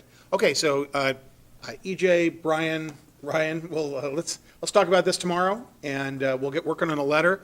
We want to make sure that we're going to send drafts out to you, council, but we just want to make sure for the OPMA that we got to be careful about drafts crossing, via email for public meeting purposes. So we'll send something out to you. If you have any, comments, and we'll put this in the email as well, just send them without reply. I'll just send them directly to the sender. One of us, whoever sends it. Thank you. Okay. We should be able to get something out by the end of we'll generate something here the next, but we also want to be very thoughtful, and and then Heather, let's make sure that we calendar this for the next meeting. Okay, thank you very much. All right, now, at the last meeting, we had a public comment from Mike Bullich Ziegler. I don't know if Mike is in the audience this evening, but we promised I met with him yesterday in my office, along with EJ and Bill Bedino, and we were talking about the intersection at 19th Avenue Southwest and Southwest Campus Drive. And for everybody, that's over the southwest area of town on 348th. At 19th and 3 Campus Drive, but it's right by the post office. And so with that, EJ, I promised we'd do a follow-up, and let's. But I think we are a little pressed for time, so maybe we can just kind of get right to it. Do it short, sure. So good evening, Mayor, Council President, members of council. As the mayor said, this is just a brief recap from the last council meeting, and the mayor and I did meet with a commenter yesterday, and shared the same content that you're going to see tonight with him. So the intersection on a global scale is on the left-hand side, zoomed in, you see it on the right. We did do a review of that intersection internal to Public Works. And one of the things we found, several of the things we found, was that there's no specific pattern when we looked at a 7-year history, and specifically the last 5 years. And what that means is we look for time of day. So are they all tied to school start, school ends? Are they all on a Saturday? Are they all, whatever the case may be? But is there a commonality in the time or the day of the week? And the answer to that is no. As it said, it does not correspond with school start or end. The most recent accident that brought this up actually occurred on a Sunday afternoon, so there was very obviously no school. So then we also look at this compared to the surrounding intersections as well as citywide. So comparatively, this is the 50th worst intersection in the city. So there's 49 that rank higher as far as accident rates for volume, and then 107th for rate. And the rate is a function of the number of vehicles entering the intersection. So between 2017 and current, there have been 6 pedestrian-involved accidents, and the intersection is not out of character or showing an increased pattern compared with other locations. So the most recent accident, and the one that you heard about in public comment last time, in summary, it happened on March 22nd of 2026. A juvenile entered the intersection. They were on a scooter. They scootered along the sidewalk and then turned and continued into the intersection. They went into the intersection against a red light. And what that means is they did not have the right-of-way, the vehicles did. So the crossing traffic did have the green. It was a legal movement. And unfortunately, that juvenile was stuck. There's no accident's a good accident. And no pedestrian vehicle collision is ever a good thing. I want to be very clear about that. As a city, we take that very seriously. Causation aside, we don't want zero. We don't want any. We want 0 accidents involving pedestrians or bicycles. Like I said, not a positive, but what there is a little bit of comfort in is the juvenile was released to their parents at the scene. They were not in need of medical treatment and or transport. So their injuries were relatively minor. Like I said, there's no good at pedestrian accidents, so I'm not trying to downplay that, but there was not a serious injury in this one. So statistically, we did compare it to the other intersections along campus. Those are really small on the slide, but you can see that on the vehicular collisions, this intersection is actually lower than pretty much all of the other ones to the west, and most of the ones to the east. And the head collisions are in line with the other intersections throughout this corridor. So next steps, and where do we go from here? So as was discussed a little bit, very high level at the last council meeting, we are working on Safe Streets for All local road safety plan. The public commenter from the last meeting is actually one of the participants. He was, even prior to last meeting, he was identified as a pedestrian transit advocate by Public Works and asked to sit on this committee. He's been sitting on this committee for about a year, as has several other members of the public. So we are in the middle of a process that's called a road safety audit. We had looked at a number of locations around the city prior to this accident. The corridor that you see there, so the Campus Drive through the Twin Lakes area and a second corridor, which is 21st Avenue Southwest to the Park and Ride, they were already slated to have this analysis completed. And what that means is there's a multidisciplinary team made up by the group that you see there, so agency, be that police, my staff, the school district, King County Metro, and Transit are both participants. And then pedestrian safety advocates. We have, I believe, 6 members of the public that have been long pedestrian safety advocates towards the city that we asked about a year and a half ago to sit on this, and they agreed. So that the next step of that is actually conducting field walks of these streets. And those are actually, ironically, scheduled for 2 weeks from today. Once that audit is complete, there's a calibration period that's done by our outside traffic consultant to make sure everything meets traffic standards, as well as kind of an independent, disinterested party looking at the information, making sure we're not going down wrong rabbit holes. After that is done, that feedback will come back to council probably mid to late summer. At that point would be an appropriate time to consider changing. Be that may be signal functions, it could be signage, it could be something else that the committee comes up with that we're not thinking of today. The big thing I want to point out is that number 5. As a city, and through my technical staff as well as our insurance company, we do not make reactionary changes to traffic systems. If we did that, we would be, literally chasing the bouncing ball of every time there was an accident, we'd be changing something.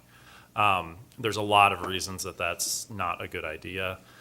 So we make changes based on warranted conditions coupled with a data-driven approach. So what that means is national traffic standard safety design criteria. At this time, there are no warrants meeting those thresholds to implement a change at this location. With that, I'm happy to answer any questions. But we'll look at it long-term. Correct. That is the whole first three items with the audit. So it's a very data-driven analytical approach, and that, hopefully it's not that long-term, to be fair. But yes, it's not a tomorrow. Very good. Awesome. Okay, council, any questions? Councilmember Moore? EJ, thank you for putting this together, and Mayor, thank you for your efforts on this as well. How many, and forgive me, because I know we're kind of moving a little bit fast in the interest of time, but how many pedestrian challenges have we had on 19th Avenue Southwest and Campus Drive? So it depends on what time period you're looking at. Let's just say the last 5 years. So I think we've had 6 in the last 5 years, if I remember the math correctly, which, like I said, is not atypical. So what would warrant a temporary? I know you said if it warrants. So one of the things we look at is who's at fault. So while there was an accident, and we've had a number of these recently, several of the recent pedestrian accidents that have been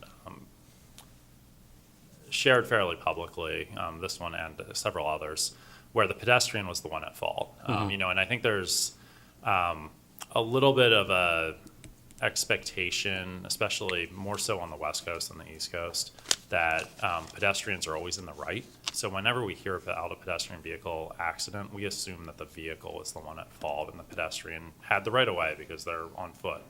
Often that's not the case. So, a pedestrian entering against the red, there's nothing we can do to change that action. Like, they illegally entered the intersection. So there's no change that you can make that, other than a behavioral change, that would stop that. I mean, they did not have the right of way. They did not have a walk arrow. So there is no warrant, aka something to change, because other than like blocking the road and prohibiting pedestrian crossings at that location, they did something that was not permissive. So you can't just look at the total number of accidents. You have to look at the number of accidents where like a change would actually drive a different outcome, if that makes sense. It does. It does.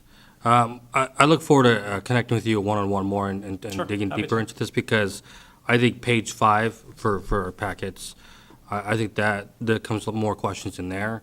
Sure. Because I think it is a valid point. I mean, that when a person breaks the law and walks against the light, there's only so much we can do. But at the same time, gosh, I'd want to be as proactive as we can to make our streets safer. So I what's- 100% agree with you, and that is the tug that occurs with traffic engineering of you want to maximize pedestrian movements and all movements, frankly, not just pedestrians. But at the same time, you want everyone to be kept safe. Exactly. And that's a hard balance. Yep. Thank you. Okay, thank you, EJ.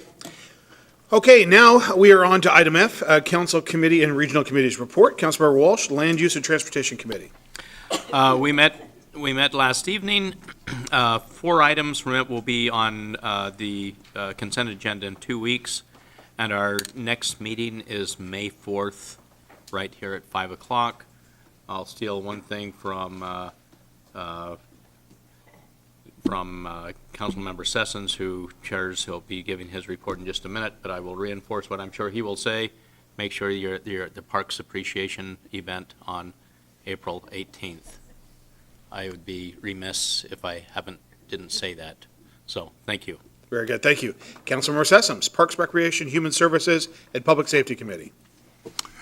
The next Park, Recreation, Human Service, Public Safety Committee will be next week, April 14th, Tuesday, 5 p.m. Everyone's invited. We have a full agenda. I hope to see everyone there. Thank you. All right, thank you. Councilmember Sefa Dawson on Lodging Tax Advisory Committee and the Public Issues Committee at SCA. Thank you, Mayor. Our next LTSC meeting is going to be on Tuesday, the 14th at 2 o'clock. And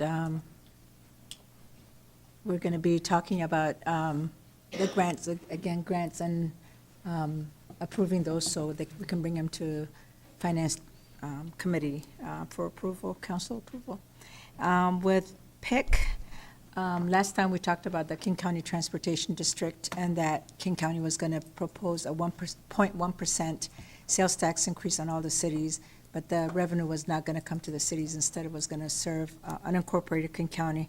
And so SCA, we had a really long meeting and submitted a letter and actually testimonies from different cities that went to the board. And so one of the requests was, it was imminent that the county was going to go ahead and propose and pass the tax request. So the request was to do a percentage, give a percentage back to the cities. And so at least that has been, it looks like it's been accepted by King County Transportation District.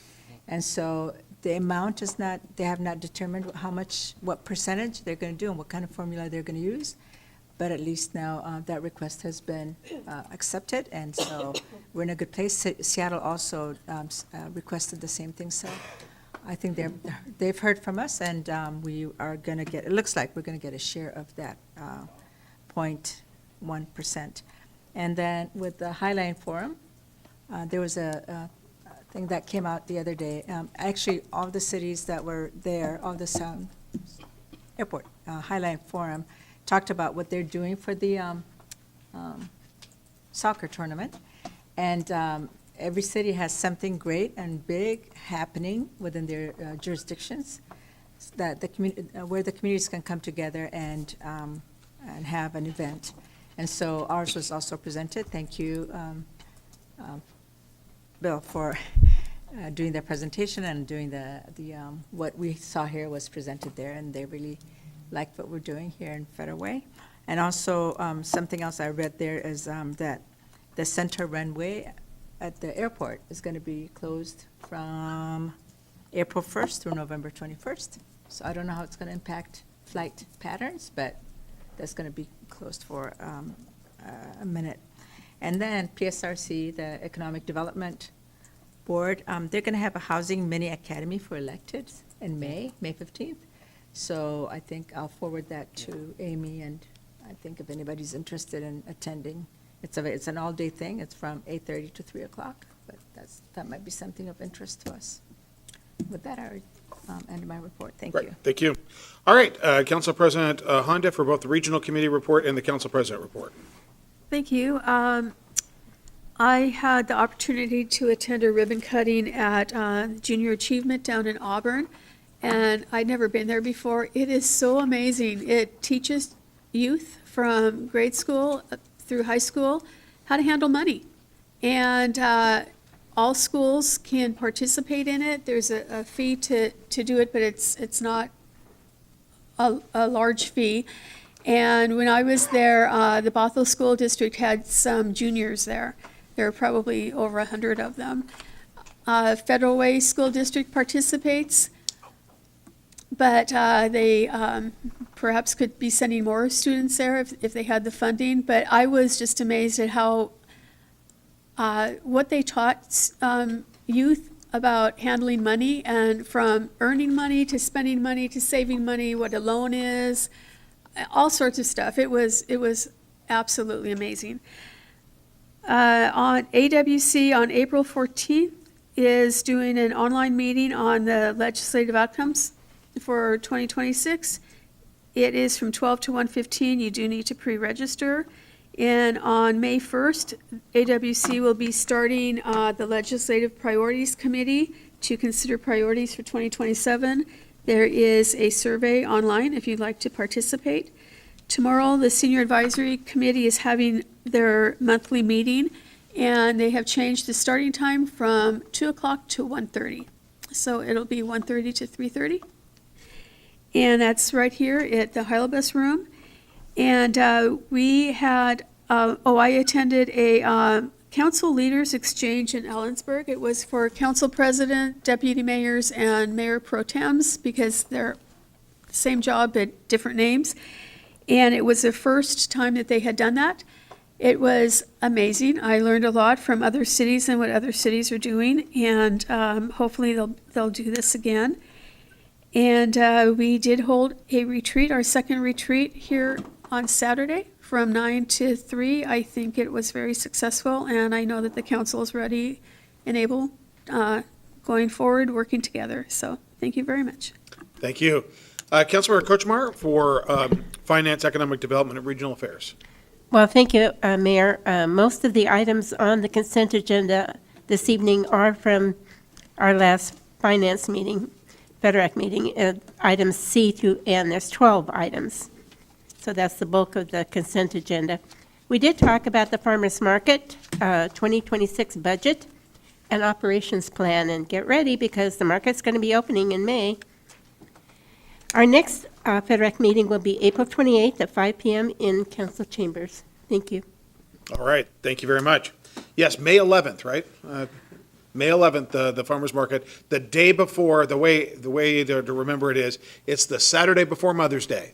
So it's a great place to get your flowers for Mother's Day, and it's going to be great. And it's a new location. It's no longer be behind the Commons. It's going to be in that street in between Town Square Park and the Performing Arts and Event Center, with the food trucks up above. And I think we've got how many vendors or how many tents we have, Jason? There's 44 spots on the street, the tent up above, and 6 food trucks up above.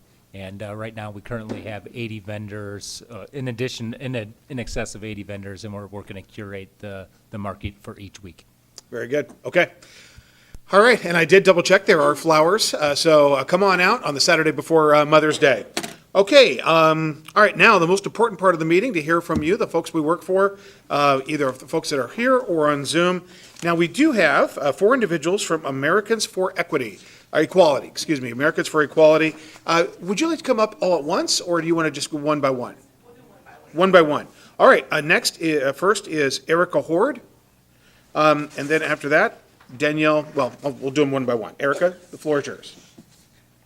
Hey, Mayor and Council President and the rest of the council, thank you so much for the warm welcome. I feel like this is the most welcoming committee that I've ever seen, and this is one of the most fun meetings I've been to.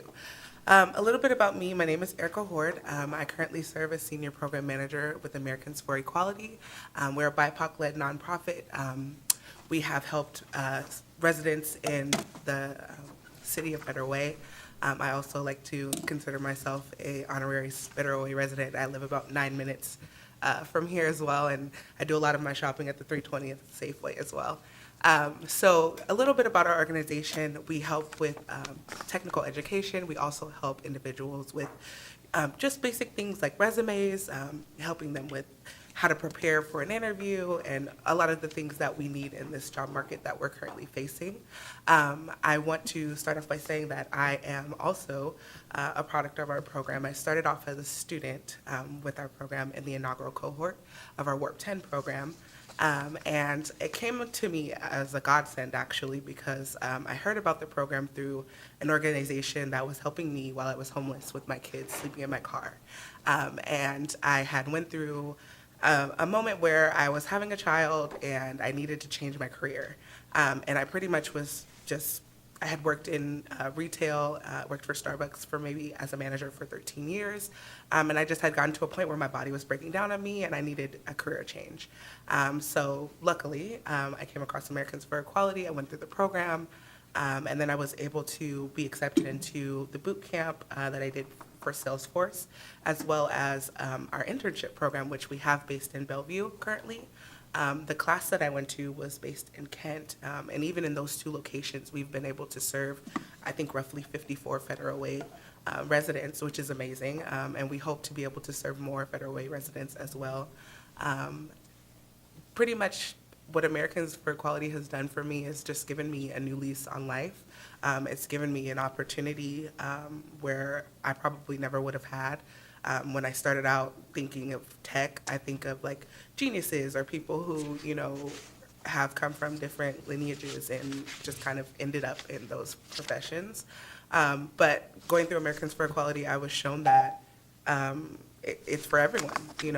We do focus on underserved communities, but our program is open for all. Thank you so much. Thank you so much. Okay, next we've got Daniel Chuyaheshkov.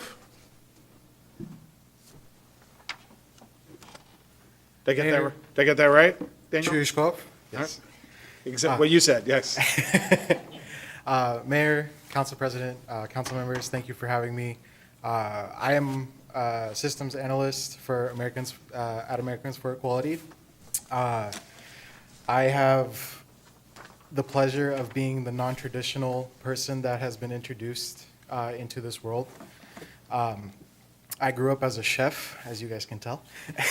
And I never had a background. I've always been fascinated by technology, and especially within like music, arts, movies that we watch. And it really sparked like a curiosity for me of how can I pursue this and where can I go? And that curiosity has been able for me to develop skills by myself and help my parents grow their business, for example. And, you know, from a catering company to bring in online presence and develop those skills, I found out about Americans for Equality that introduces these skills, whether it's learning cybersecurity or, you know, analyzing data or running systems and really understanding. It's been a blessing that I've never imagined myself in the shoes or the opportunity to be able to do so. And, you know, going forward, I see myself continuing to provide these services that we do for free for anyone who wants it, from communities that are unrepresented in, you know, tech and non-tech careers that really need to be shown as light, because as a community together, we bring more ideas together, and it harmonizes everything. So, thank you. Thanks, Daniel. Okay, and then Juan Uribe. And Juan, while you're making your way over there, can we please get Omer Qureshi via Zoom ready to go? Because he's also with Americans for Equality. Juan? Good afternoon, Mayor and Council City members. My name is Juan Uribe, proud resident, and was actually born right across at St. Francis. 26 years old, I've spent my entire life in Federal Way. Went from Olympic View to Sahali to Decatur. I do have the pleasure and honor to be a data AI analyst for Americans for Equality, nonprofit organization. As you guys can tell, we're focused on tech education, not just to anybody, but the underserved community and all people of color.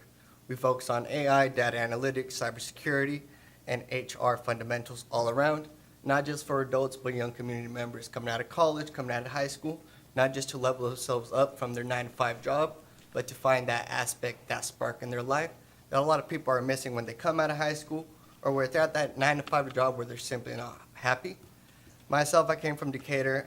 Had the honor to go to UW Seattle, one of the top schools in the world, I would say. Had an unfolding out there. I wouldn't say due to the school system, not to my issues. It's just life. But what we're here to do as a community, as people of color, as people of love, is to upskill one another and provide that service, support, and education and service that the traditional school district doesn't always necessarily apply. And I don't think it comes anywhere else better from people that have lived, served, and come through those experiences. Myself, I was one of the 60 residents that was very impacted through this program. Coming from Federal Way, I want to go ahead and expand this to all my neighbors in Federal Way, of all ages, of all colors. I'm a proud advocate for this program. It's changed my life in tremendous ways, and I just want to see it do the same thing to everybody in the city of Federal Way and all cities across King County. My name is Juan Uribe. Thank you, Mayor. Thank you, Council City members, for taking time to listen to myself and my colleagues. We are Americans for Equality. More than happy to speak with you guys, collab, and go ahead and create a greater impact for everybody around the city. Thank you, Juan. Thank you. Okay. I know we got, just so you know, we got a couple of Golden Gators up here, but we also have mother of some, the Eagles as well. Okay. Okay, very good. All right. Thank you. All right. Okay. I remember. Okay, Omer, are you online? It's Omer Qureshi. Omer, can you hear me? Hello? Mayor and council members, are you able to hear me? We can, yes. Okay, thank you. My name is Omar Qureshi. Thanks for, first of all, allowing us being here. And I would have been there myself, but I'm about to go into an eye surgery in about a week and a half time, and my ability to see things better at night would be a lot better at that point. You'll see me a lot more often at that point. I wanted to take a few minutes of your time, and you've seen some of the stories from whether it's Erica, Daniel, and Juan. These are some of the students, interns, and staffers that have gone through the full life cycle of the program. But I wanted to share what the program has been about. The program came about with a simple thought that people who see blockers entering, whether it's tech or non-tech, how do we eliminate those blockers? As people of color, women of all ancestries, but everybody's welcome in our program. There are no barriers. And there are three key products or solutions we have created over the last 4 years. First one is the Career Navigator and Digital Navigator. It is basically to allow you to learn how to write a resume, how do you prepare for a job interview, how do you target the jobs, and how do you overcome some of the skills that you might be missing. The second program we have, it is around Career Skills Accelerator. And Mayor and Council members, main purpose there is whether you're trying to learn how to be a marketer, project manager, program manager, cybersecurity person, will have skills for you. Now, you might see that there are about 2.2 million cybersecurity jobs open even today. But why those jobs are not available to everybody, some of that comes down to those skills and experiences. The lack of that experience has allowed us to creating internships. And we have taken about 1,100 residents of King County and broader King County into various different programs. We have about 37 interns with 88% completion rate. For City of Federal Way, we have 54 former students and interns that have gone through. There's a wait list of 150. And all of this was possible because we were recipient of Department of Labor grant through Senator Patty Murray of $2.2 million. And the purpose of today, we're not asking for any money, we're not asking for anything, but essentially all we are saying is keep us on the radar as the opportunities come together. If there are other nonprofits in Federal Way that we can partner with, keep us on the radar as well. And with that, the last two things I want to mention, all of our programs are available free of cost to everybody. So there's no cost to getting this, but what we do is as an organization, we absorb that cost through federal, state, and local funding.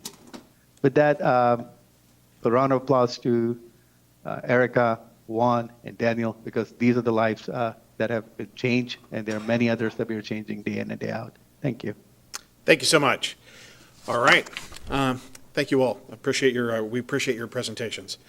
Okay, I'm going to list off the next folks. We've got Jeffrey Tangredi, Adrian Davio, Nathan Orth, Paul McDaniel, Jan Barber, Trinice Rogers, Anna Patrick. First, we'll start off with Jeffrey Tangredi. Good evening, Mayor, Council President, Council. Thanks for letting me speak. Jeff Tancredi speaking as a private citizen. A brief history of the Democrat Party and the Republican Party. The Democrat Party was formed in 1829 and since its founding has fought against every major civil rights initiative. The Democrat Party has a long history of discrimination. The Democrat Party defended slavery, started the Civil War, opposed Reconstruction, founded the Ku Klux Klan, imposed segregation, perpetrated lynchings, fought against the Civil Rights Acts of 1950s and the 1960s. In contrast, the Republican Party was founded in 1854 as an anti-slavery party. Its mission was to stop the spread of slavery into the new Western territories with the aim of abolishing it entirely. But this effort was dealt a major blow by the Supreme Court in probably the worst decision in the history of the court, the 1857 case Dred Scott versus Sanford. The court ruled that Dred Scott was property, not a person. The 7 justices who voted in favor of slavery were Democrats, including Chief Justice Roger Taney. The 2 dissenting justices who voted against slavery were Republicans. The slavery question was ultimately resolved by a bloody civil war. The commander-in-chief during the Civil War was the first Republican president, Abraham Lincoln, the man who freed the slaves. 6 days after the Confederate Army surrendered, John Wilkes Booth, a Democrat, assassinated President Lincoln. Lincoln's vice president, Andrew Johnson, a Democrat, assumed the presidency, but Johnson adamantly opposed Lincoln's plan to integrate the newly freed slaves into the South's economic and social order. Johnson and the Democrats were united in their opposition to the 13th, the 14th, and the 15th Amendments. All three of these amendments passed only because of universal Republican support. My source for this information, which is just part one there'll be 4 other parts. My source is Dr. Carol Swain, SWAIN, professor of political science and law at Vanderbilt University and Prager University. And I will continue on from the beginning of Reconstruction forward at the next meeting. Thanks for your time. Thank you, Jeffrey. Adrian Davio.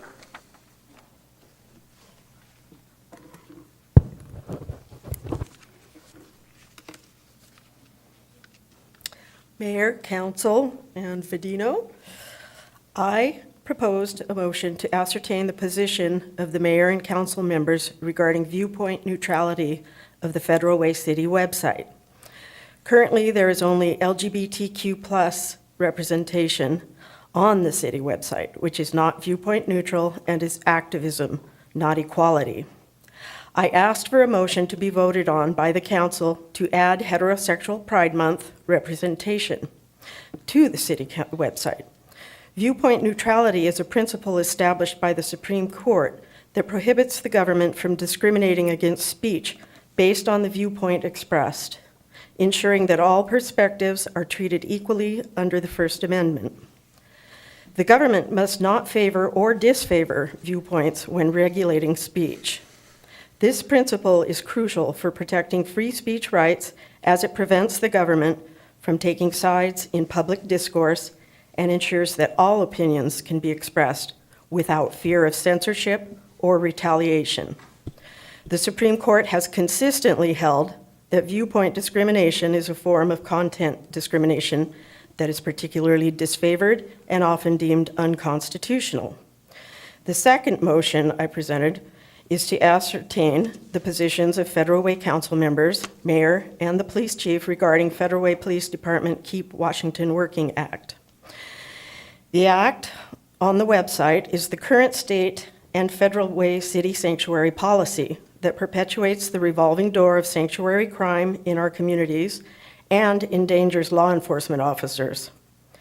City officials should disclose whether they are for or against sanctuary policy. Ramirez was in this country illegally. He allegedly murdered Jessica Hone and Katie Dunkey and attempted another murder in Federal Way. The Federal Way Police Department would not have turned him over to U.S. Immigration and Customs Enforcement because of this sanctuary policy. Thankfully, the FBI arrested him. 1, did the Mayor Farrell unilaterally deny the request for presentation of 2 motions for consideration by the city council members? And if so, what is his reasoning for the denials? Did the mayor consult the city council before making the decision to quash the motions? And 3, did the mayor consult the city attorney? I received a call from you today verbally conveying Mayor Farrell will not address motions, answer questions, and will not give a reason why. I look forward to a written response from a city council member or city attorney call, as Mayor Farrell has abdicated his First Amendment responsibility to address my concerns. Thank you for your attention to this matter. Thank you. Okay, Nathan Orth.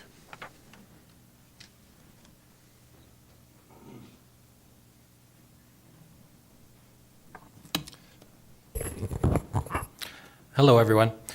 My name is Nathan Orth. I've been a resident of Federal Way for 9 years now. I believe that we will see this retail tax passed tonight. I think most people will be fine and able to shoulder a little more burden, a little more pressure. I do worry about the unknown number of people for whom this may be the final straw, the final bit of fiscal pressure that pushes them from net contributors into those who may need a helping hand. When we watched this ordinance get introduced, one of the council joked about how they do not shop here anyway. Fair enough. I do some shopping outside of the city as well. Everyone makes choices about where to shop by balancing what we need or want versus pricing and convenience. My worry is that the folks who will be most affected by a minor cost increase are also the least able to avoid it. If you take public transit to go shopping, your choices are already limited. I would urge the council to remember 3 things. You can say no to new spending. In my time watching these meetings, I have not seen the council say no to any proposed new spending. You have the cannabis sales tax revenue blocked still. We know that those who are using inside the city of Federal Way take their discretionary spending to our neighbors whose stores are strategically placed along our borders. And there are other funding methodologies involving correctable behaviors, such as speeding cameras outside of schools, red light cameras at problematic corners, which, to be fair, it sounds like you're already looking into, and expired car tab tickets.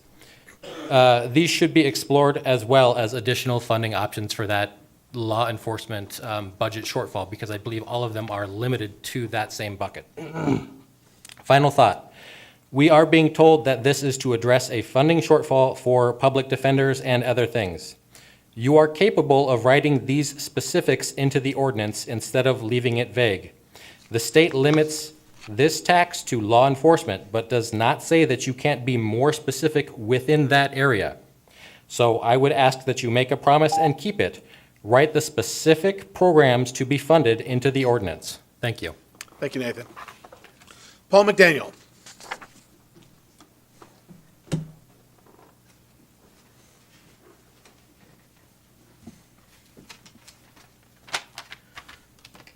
He's tall. Good evening. Tonight I come with, first, Paul McDaniel, a resident since the 1990s. I come to talk about sales tax. I'm going to give you 7 reasons why I don't think you should vote for it tonight, and then I'll give you just one thought. I'm going to start off with the first set of things. You don't have to vote on this till 2028. It was stated at a Parks Committee meeting by one of the council members, so that gives you plenty of time to do your homework to verify this is the right move for the city. We have never done anything like this before. The second one, sales tax only increases revenues by up to $3 million, yet in the last city council meeting, the city attorney showed a chart indicating that the cost for safety was going to increase by roughly $20 million over the next 4 years. That was the chart that I was shown and the numbers that were used during that meeting. What about the $17 million delta between the $3 million of this sales tax raise and the $20 million that we're told will need to be addressed in 4 years? $3 million to a $20 million budget shortfall is nothing. More time needs to be looked at for this item. Number 3, you don't need the money yet. The chief has stated multiple times that he's okay with the number of sworn officers he has right now. That means we could freeze hiring and make up the differences through natural attrition and cuts to ARPA money projects. You have ARPA projects that could be cut. It's an option. You don't have to come to us for it. You were not provided with an alternate option for, Number 4, you were not provided an alternate option by the executive branch of your local government. In fact, they stated they did not have a plan that would provide you with a staff reduction plan in case these taxes did not go through. That's not good. That's not planning. It's not planning at all. Number 5, timing. It was not brought to FEDRAC, but instead was brought to the parks, which just happens to line up everything so that if you missed one vote, you would not pass it. Everything was designed to make sure this passed on time. Number 6, the money on the table. That money is right here in my wallet. The money that's also on the table is on your neighbor's kitchen tables. And those dimes, those are the dimes the county to pay their electric bills that's going up 30%. Not to mention other increases to cost of living due to choices here and also down in Olympia. Number 7, we need a symbolic relationship with the police department, not a parasitic relationship where taxpayers and other city departments are squeezed for one department. We need a working relationship for long terms. Police are going to be one of the major things that's going to cost a lot of cities to fall because of the cost increase. Again, I'll blame it on Olympia. Doesn't matter. You guys have to deal with it now. And then finally, just a thought. If you truly feel that sales tax is required for the city, then I think everybody's hands should be dirty. And the mayor should also have a chance to vote on this. Therefore, I ask the council to tie their vote, 3 nays, 3 yeas, and 1 vote of presence, providing a tiebreaker for the mayor to choose. You all should have your hands on this if you want to do it. Thank you for your time. Good luck tonight. Thanks, Paul. Jan Barber.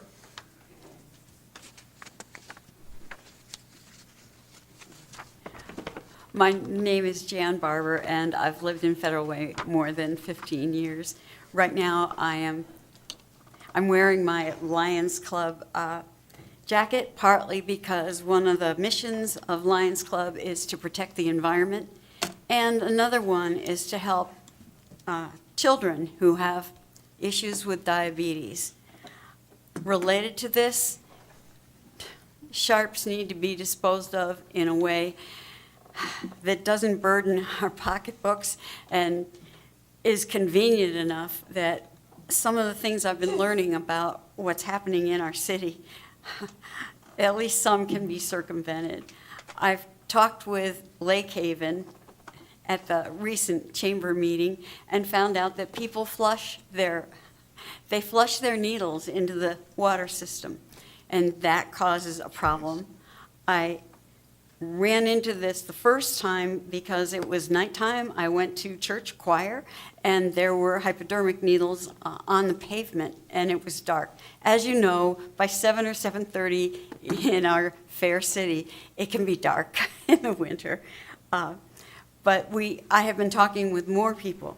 I have heard some no's, some maybes, and the one I'd like to address, I'll get to in just a minute, but essentially, there's no sharps disposal available for the public at Virginia Mason Clinic, at the police department, although they did it at one time, at St. Francis Hospital, at the Transit Center, and at the day center is currently collecting and recently bought a bin, but they weren't aware that the county had decided to discontinue the contract in both Federal Way and Auburn. I haven't talked with the library yet. I have learned about public schools. The nurses are currently, they'll give a diabetic child or other, an injection. ChatGPT says that 3% to 8% of a county uses injectable sharps. I've also noticed on television more pharmaceutical companies are saying soon to be released injectable sharps. The positive out of this, it's possible that Bill Fuller, who is with the South King Fire, he is talking about the possibility of finding an option, and he'd like to help craft that. I would like to ask that this group consider that, perhaps by meeting with Ryan Call. Thank you. Thank you, Jan. Trinice Rogers.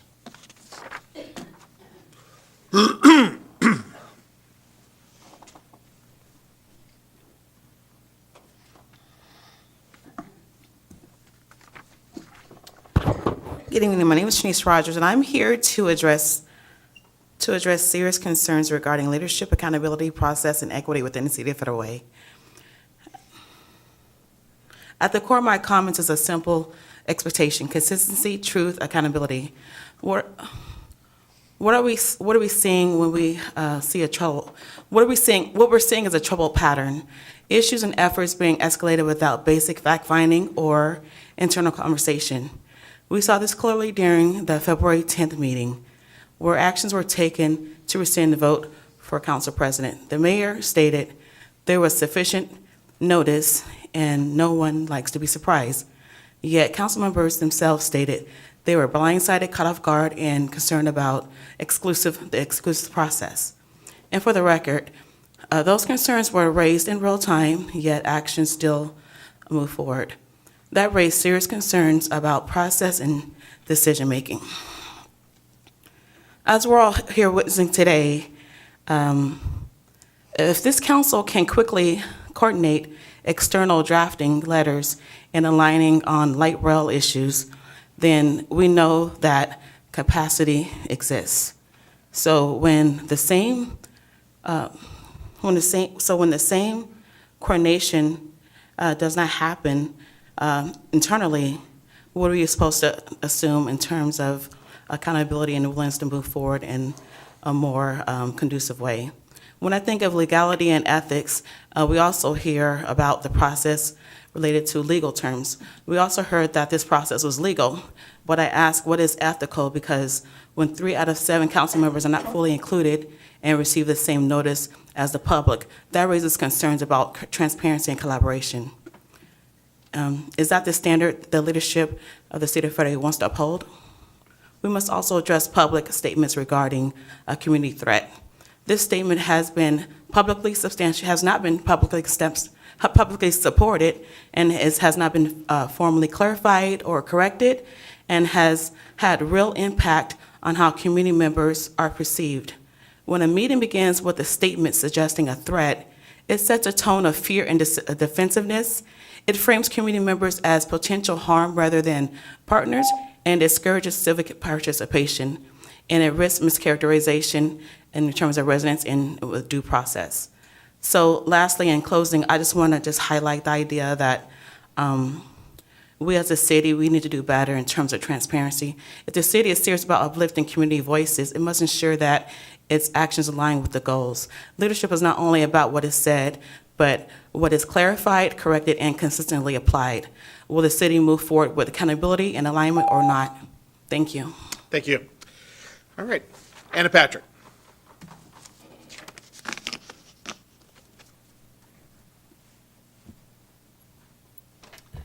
Evening, Mayor, Council President, and Council. So I'd just like to share a couple things regarding public safety and a couple other thoughts. I recently was possibly going to be serving on a jury, and it was a murder trial, and one of the first things that was the most important to me was that we had a thorough investigation with all stones unturned, I guess, before I make a decision about somebody's life. And that, to me, is one of the most important things that we should consider when we're looking at public safety. Stand Up has provided some information to all of you. Hopefully you will look at it or have looked at it thoroughly. I think it kind of paints a picture of what the city of Federal Way looks like when it comes to public safety and what the demands are. And I think this is all based on public records and thorough research. And so it's not just, rhetoric or, guessing games. So hopefully there has been some time taken looking at that. I'd also like to speak to House Bill 2266, I think is what it is, that basically wipes out all of the efforts. I speak as a community member. All the efforts that our community has put into guardrails when it comes to some of the higher need housing and the impacts on our city. And I'd like to speak to the tax exemption that results from that. As a city that has some of the cheapest property, I would hope that there are some systems set up in place where there's limits on the amount of income brackets in the lower income brackets. I think we're all supposed to have certain amount of each income bracket across cities. And so that needs to be looked at. I think the Department of Commerce is the one that funds a lot of these projects. So tying that in with this limitless allowance now of permanent supportive housing, and that will impact our public safety and our need and how much money we have. And it just kind of becomes this cycle that it's a feedback loop where we run out of money and then we need more money from the taxpayers in the city. And one more thing I'll just say, I took light rail, Pat and I took light rail today for the first time, and was really impressed with how clean the city of Federal Way is. No graffiti that I could see compared to other cities. I'm really grateful that the city of Federal Way has a very clean city. So, thank you. Thank you, Anna. And a big, we got Harold Booker, and while Harold makes his way up here, big thanks to Public Works, CD for the graffiti removal. You have probably already heard, every Monday morning, I get a picture of any graffiti that has appeared inside the city of Federal Way, and when I see those pictures, they've long since been covered up. So, thank you very much. Harold Booker. Good evening, Mr. Mayor, members of the council. I'm Harold Booker. I've been a resident of Federal Way since 1963. I attended the retreat last Saturday, and I wanted to congratulate the council and the mayor for their efforts, the time you spent on a beautiful Saturday afternoon, and the efforts you made. Last time I spoke, I talked about you have a really tall mountain to climb. And I believe that was step one or end two. First, you have to acknowledge that you have a problem working together. And then you have to have a step to actually start getting those concepts and those ideas out. But I would contend that you've only made it to the foothills. You've made it 2 steps in a 10-step process. If you're really going to build a detailed team, you guys got a lot of work still to do. And I encourage you, take the positives. You did good work, you made progress, but you can't rest on your laurels now. We as citizens of this city, we expect a strongly functioning council. We expect people to all be informed. We are a representative democracy, and we expect you guys to work together and be able to communicate. If you get to a place where part of the council has information and the rest of the council is in the dark, we have done a disservice to the citizens of the city, because those folks who are in the dark, they represent a third of the city. Those folks are not being fairly represented in that case. Using the Public Meetings Act is really important. We have to follow the law. We have to dot the i's and cross the t's. But we also need to have all 7 council members, all of the council, with an even level of information so that we can have collaborative debates and improve and have representative government. And I appreciate your guys' efforts in moving in that direction. Thank you. Thank you, Harold. All right, and thank you, everybody who came to testify and let us know your thoughts. That concludes public comment. I don't have any other pink sheets available, and there's nobody else online, right? Okay. All right, now we're on to consent agenda. These items have gone through the committee process and can be passed all at once, or I'll read through each of them and ask if a council member wants a particular item pulled for separate consideration. All right, item A, approve the minutes for the March 3, 2026 City Council special meeting and regular meeting. Item B, approve the minutes for the March 24th, 2026 City Council special meetings. Item C, approve AP vouchers, February 1 through 28, 2026, and payroll vouchers, 1st through the 28th, 2026. D, approve the monthly financial report for February 2026. E, approve the HVAC controls upgrade project acceptance. F, approve the agreement, Verta GIS software. Item G, approve the purchase of replacement copiers. Item H, approve the purchase of equipment for new patrol vehicles. Item I, approve the purchase of replacement computers and peripherals.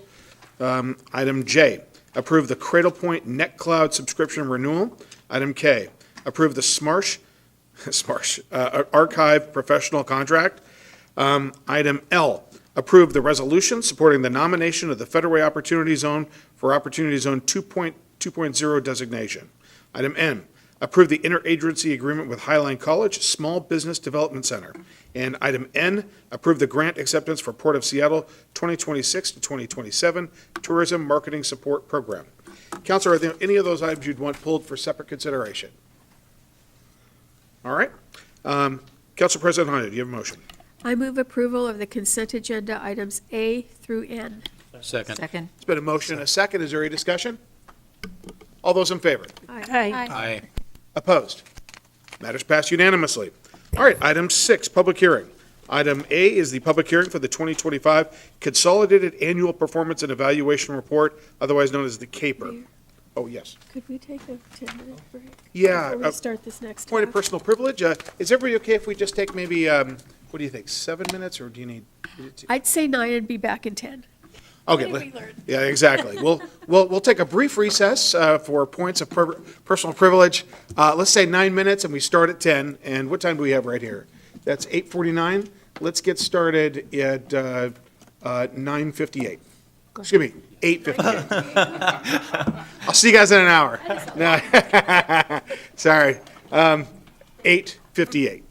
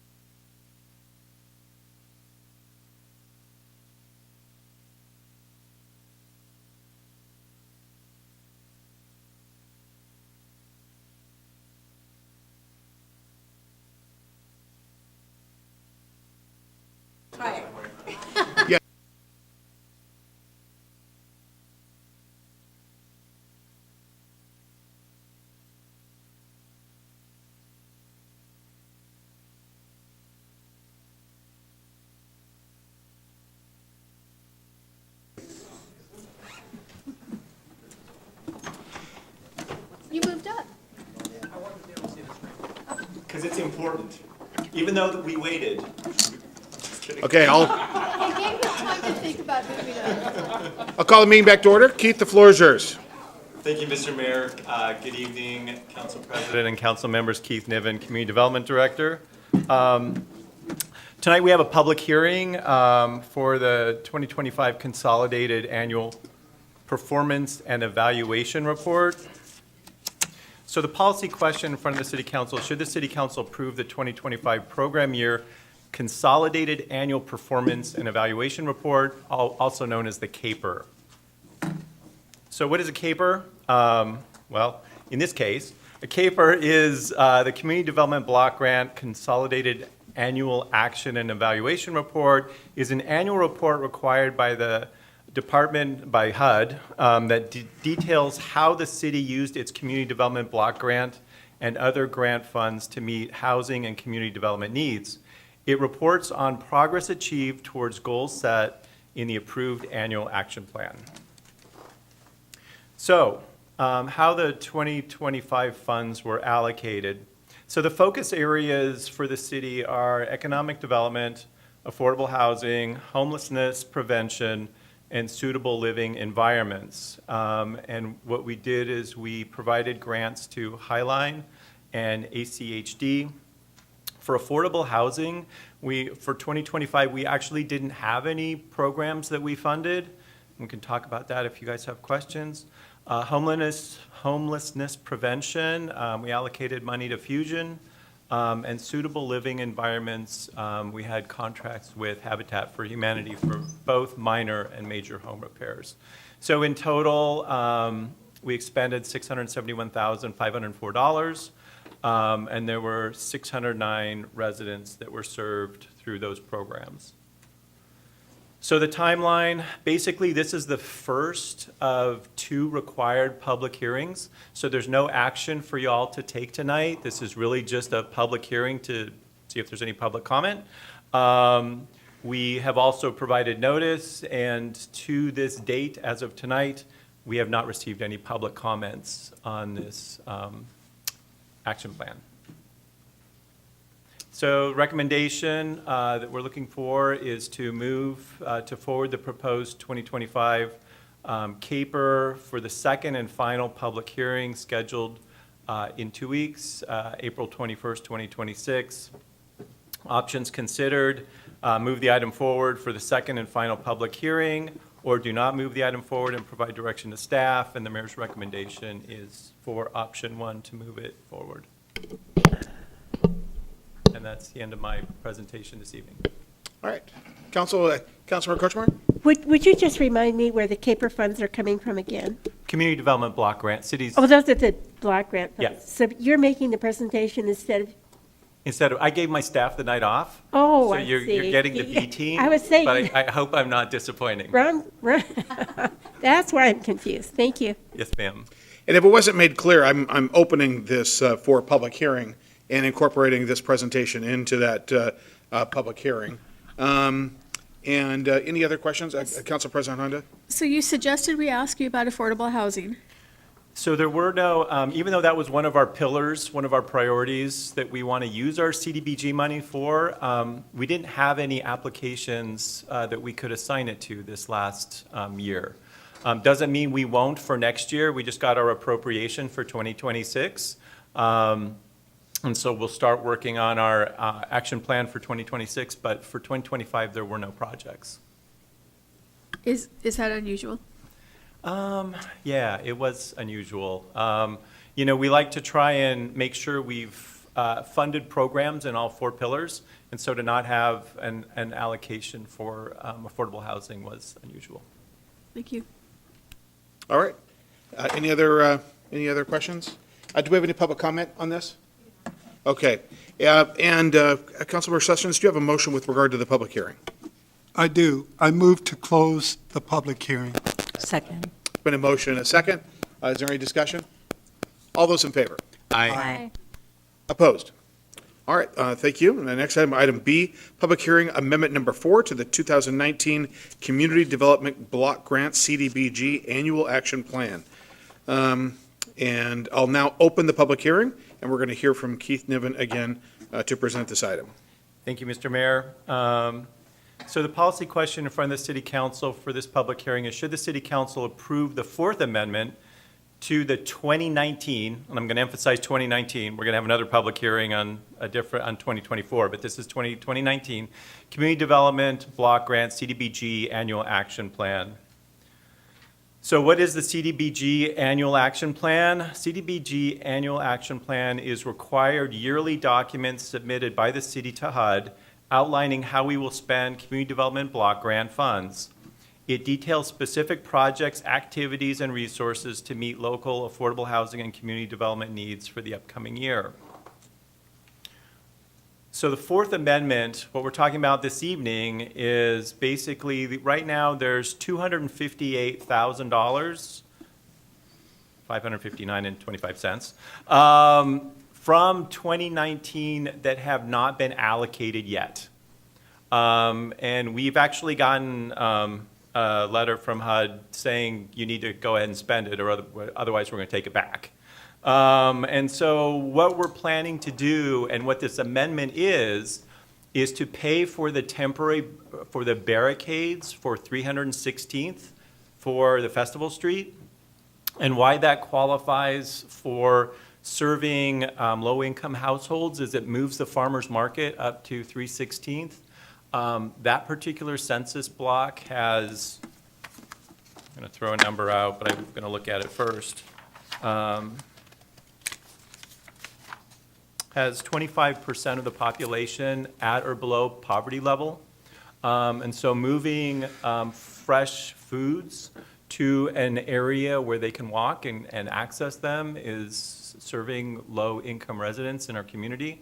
And so it does meet the criteria for CDBG monies. And this also offloads a previously unanticipated cost that the city had in terms of purchasing those movable barricades and the trailers for them. So next step, similar to the CAPER, we need to have a second public hearing. So public comment on this ends on the 11th, so it's still running, but it will be done by the time we get to the second public hearing and council action, assuming that makes it to April 21st. And similar to the CAPER, we have received no public comments yet on this proposed Fourth Amendment to the 2019 Annual Action Plan. So with that, I'm done with this presentation. Council President Honda? Thank you. I understand how this could qualify for, to use this funding for, and that, you know, we're always looking for ways to fund things that the city needs to purchase. But would it not be better to actually help people with rental assistance, or perhaps purchase food? So the problem we have with this is time sensitivity, because this is dating back to 2019, and part of this was COVID, part of this was staff turnover within my department.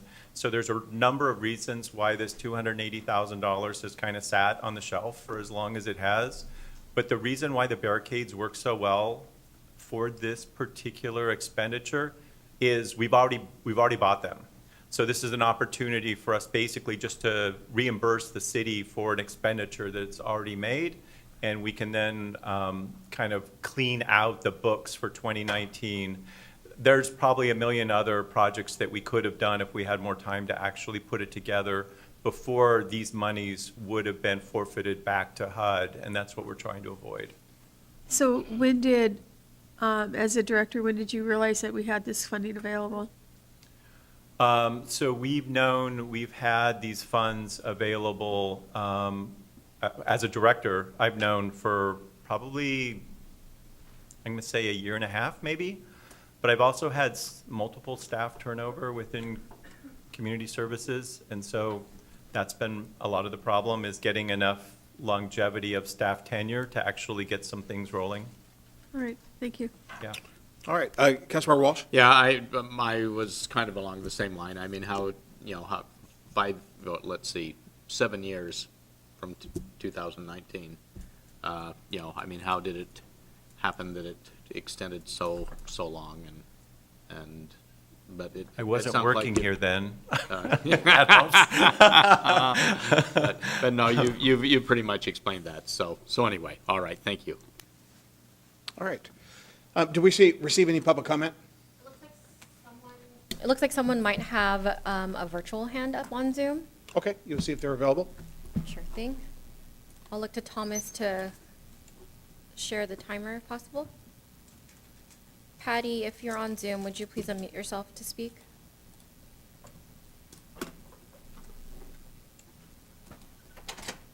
Hi there, can you hear us?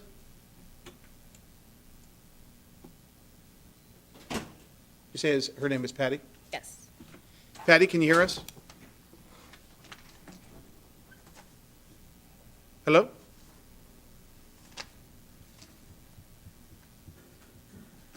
Looks like Patty's mic is unmuted, but I'm not hearing any audio. Patty, one more try. Can you hear us?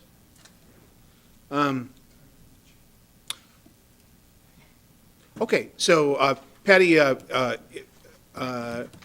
we'll take your public comment whenever you can get back on. Okay. Okay. And just as a reminder, public comment for this amendment is open until the 11th. So if Patty can, an email works as well, as does a phone call into community services staff. Very good. Thank you very much. Okay, Councilmember Sessoms, do you have a motion? I have a question. Oh, I'm sorry, yes. No worries. So, that area is considered low and moderate income, therefore it qualifies. But we can use the barricades and stuff anywhere in the city, or does it only have to be used within low and moderate income neighborhoods? So the barricades could be used elsewhere in the city, at the city's discretion. So if ultimately, say we needed them at Celebration Park for an event, they could be used there. Primarily, we're purchasing those barricades to relocate the farmer's market to 316th. So that is the primary reason for purchasing the barricades, is for that location. But they could be, part of the value is they are movable and they could be used elsewhere in the city if we needed them somewhere else. So it's permissible to Yeah, move it around that's, we don't. in the city? Yeah, we've had that conversation with HUD staff and that's not a problem. Okay, thank you. All right. Thank you. Councilmember Sessoms? I move to close the public hearing. Second. It's been a motion, a second. Is there any discussion? All those in favor? Aye. Opposed? Matter passed unanimously. Thank you. Then we've got item C, public hearing amendment number 1 to the 2024 Community Development Block Grant, CDBG, Annual Action Plan. I'll now open the public hearing. Community Development Director Keith Niven will present this item. Thank you, Mr. Mayor, and good evening again, council members. So similar to the last public hearing, we are asking to amend in this case, the 2024 Annual Action Plan to add a project that wasn't originally envisioned.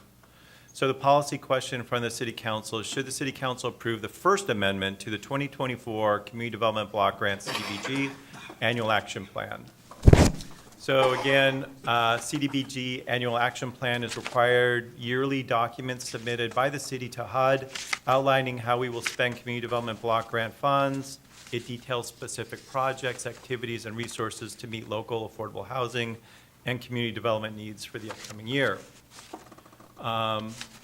In this case, what we're recommending is to add a project, and that's $196,720.25 in currently unallocated 2024 CDBG funds to help fund the temporary project on TC3. I don't know if you can see this very well. So the graphic on the left, the idea is to have a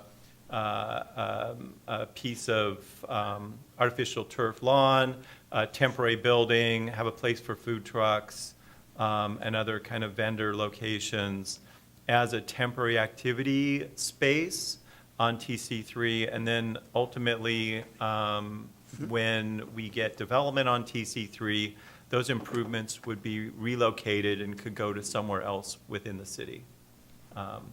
And I know if there's some questions, Jason has more details that he might be able to assist. Okay. Next steps, similarly, public comment period ends April 11th. The second public hearing, which is also required, is currently hopefully scheduled for April 21st. And as with the previous two items, we have not received any public comments yet. Okay, council, any questions? Okay, are there any public comments? Let's try again. Patty, if you could unmute yourself at this time.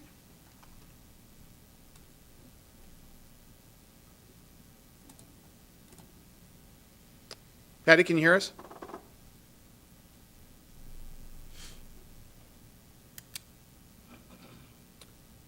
Hello, Patty? Just think we could talk to those astronauts who just went around the moon on their way back to Earth. All right, Patty. Hey, we've got and for everybody else who's listening, what's the deadline again? April 11th, written comments, telephone, any way you can get us your comments would be considered definitely before the second hearing. Very good. Okay, thank you very much. Okay, Councilmember Sessoms, do you have a motion? Mayor, I move to close the public hearing. Second. Been a motion, a second. Is there any discussion? All those in favor? Aye. Opposed? Matter passed unanimously. All right, thank you very much. Thank you all. Okay, item 7, council business. Item A, approval of Microsoft Enterprise Agreement Renewal. Thomas Fitchner, our IT Director, will give a presentation. Good evening, Mayor, Council President, council members. Thomas Fichtner, I'm before you tonight to discuss the Microsoft Enterprise Agreement and renewing it. The background before I begin here, just a couple items before we get into the actual contract itself. The city has maintained an enterprise agreement with Microsoft since 2008. This allows us to purchase the Microsoft software and services. They operate in 3-year terms, and we buy this off of the Washington State the cooperative purchasing contract. That allows us to get better pricing than if we were a city of 400 FTE ourselves trying to negotiate Microsoft pricing. So the state does that for us, and we can get much better discounts. What this allows us to do is maintain also current versions of the software we purchase. So as Microsoft releases new versions, this also allows us, as long as we continue and cover the said products under this agreement, to get the newer version or the latest version of the software. Some of the products that we cover with this are the Windows operating system, so both on the client or the computers, as well as the servers on the back end. The Microsoft Office Suite, SQL Server for our databases, Exchange for our email, and Project and Visio and some other ancillary applications. The 2026 cost increase over what we had in 2023 is about 3% on average. Some products had no change, which is surprising, considering the 2023 basically was 10% across the board. However, some of the products are 9 to 10%, so on average 3% total increase. On the 2023 to 2026, we were averaging about $118,000 a year. So as we transition into the Microsoft 365 world and their ecosystem, just like any other software company, they want subscriptions. They want us to pay an annual fee, no longer buying and owning licenses, but rather leasing or renting them from them.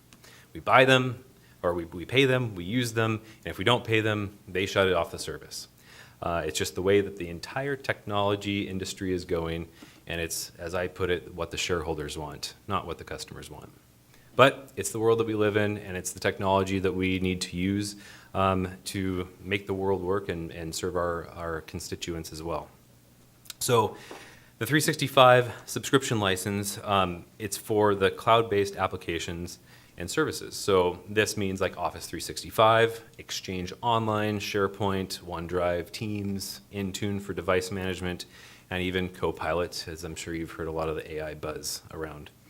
It is a per-user license, but the one good thing is if I license myself, I can use multiple devices under the same license, whereas the previous model was kind of a one-for-one, one device or one user per license. But there's a variety of licensing. It's very complex. There's a whole website that tells, it's got a whole huge matrix of different features that are available under each one of these different licensed levels. And so it is very complex. So our project is currently underway. We're working on a complete network rebuild to kind of modernize our infrastructure here as we sync it up to the cloud. And we're basing that with, again, modern architecture and modern security because that is what's paramount for us in this day and age. Part of that is also migrating the end user devices from Windows 10 to Windows 11 for all of our staff. Evaluating the licensing fit is also a part of that. So meaning which one of these user licenses, for example, the F1, the F3, the G3, or the G5, or these additional little feature sets is right for the staff members. So that there's a lot of, there's an art and a science to this whole thing. And so it's really complex and we're working through that. However, this 365 ecosystem does offer the opportunity to consolidate some services to maximize the value that we get from it. Meaning the Microsoft 365, depending on the license level, could offer endpoint security, which we have another product for right now. Archiving on the email side, which we have another product for right now. Multi-factor authentication, again, we have another product for. Or mobile device management. Again, we have another product for that. So there could be some opportunity to, yes, spend more money with Microsoft, but also save a little bit of money by consolidating some of these other services into one suite of programs. So again, there takes some analysis and some evaluation for that.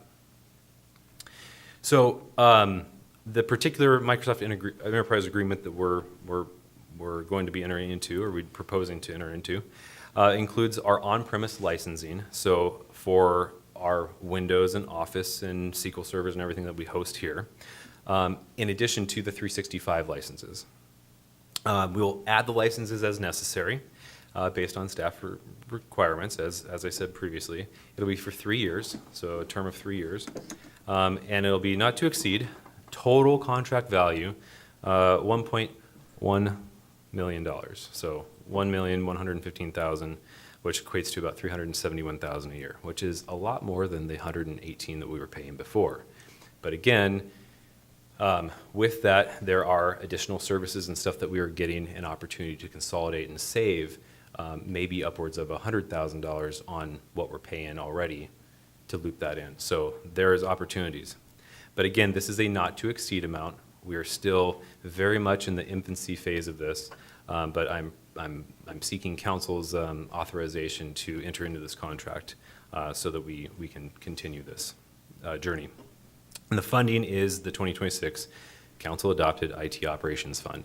So we've long had some funding that's earmarked for the 365 projects, but we haven't been able to get there due to staffing and workload. And so now that we're there, we're kind of utilizing a lot of that savings to be able to get to be able to afford this.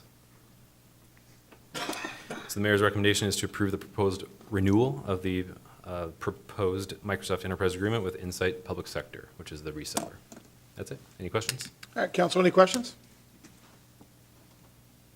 All right.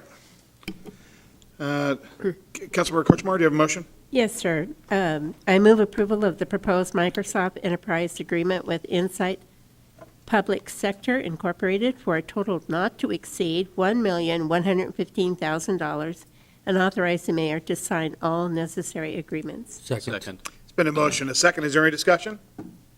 All those in favor? Aye. Opposed? All right, great job, Thomas. And then we have now item B, the approval of the database disaster recovery as a service agreement. Okay. All right. Proceed. So we'll jump into this one. So this is the Dataprise backup and disaster recovery renewal. So a brief background on that. In 2022, we hired a consultant to do a business continuity disaster recovery process. that involved a business impact analysis. So meaning, if our systems were to completely go away by this building getting leveled or ransomware attack or something, what impact does that have to our business? So different departments, different software, different service availabilities. They took that information, they figured out, okay, well, what is a gap? What's the gap between what are we doing right now at that time in 2022 versus where we need to be based on this analysis of how much would this impact if the finance department could not print, or could not process payroll? Like, what is the impact to that? Do they have checks? Do they have something else, or do they need the system to do it? So they were able to find that and did that analysis, did that work. They created an RFP for us, so we went out for a service. We selected Global Data Vault as a business continuity, disaster recovery as a service provider. Global Data Vault in 2024 merged into with DataPrize, so they just kind of changed, but they still honored the existing contract. And now we're renewing the DataPrize contract for a single year. The data backup is a vital component to our process for business continuity and disaster recovery. And then in 2027, we do plan on doing a reevaluation of our on-premise system because we have a couple of servers that are at the PAC, which is backing up our infrastructure that's here at City Hall, offsite, and then that gets replicated up to the cloud for additional security. But those servers over there are a little old, and so we need to put that into the budget process. And we need to, there's some security features as well on the new equipment that we'll be reevaluating. So that's why we're only doing a single year on this particular process, because we're going to reevaluate that next year. So this particular contract includes up to 100 servers that are protected, which is adequate for our needs. 50 terabytes of consumed cloud storage, annual disaster recovery testing, which gets us through that exercise of should the unthinkable happen, what happens? How do we get back from that? And then they manage the backup servers and also provide the software license. This term is 1 year. Cost is about $3,900 a month. So the total is not to exceed, inclusive of tax, $53,000 for 1 year contract term. And of course, this is a part of the 2026 council adopted IT operations fund. Mayor's recommendation is to approve. Any questions? Council, any questions? Councilmember Kochmar? Nope, I'm ready for a vote. I'm ready for a vote. Oh, okay. Thank you, sorry. Okay. I move approval of the proposed renewal of the backup and disaster recovery service with DataPrize LLC for a total not to exceed $53,000 and authorize the mayor to sign all necessary agreements. Second. It's been a motion and a second. Is there any discussion? All those in favor? Aye. Opposed? Matter passed unanimously. Thank you. And Thank you thank very you much. for all the work you do, Thomas. Appreciate that. We lost without you. Thank you. Thank you. Yeah, exactly. All right. Keep that cape nearby, my friend. All right. One day he's going to wear it for us. Exactly. All right. Proposed settlement in the matter of Edinger versus City of Federal Way. Ryan Kohler, City Attorney. Good evening, Mayor, Council President, members of council. I'm here to present the policy question of should the City Council approve the proposed settlement in the Edinger matter.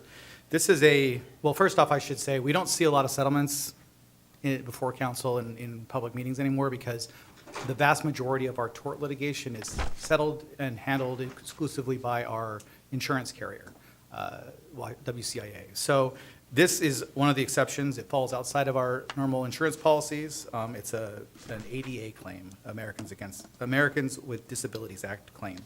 So by way of background, Mr. Edinger was a former employee of the city.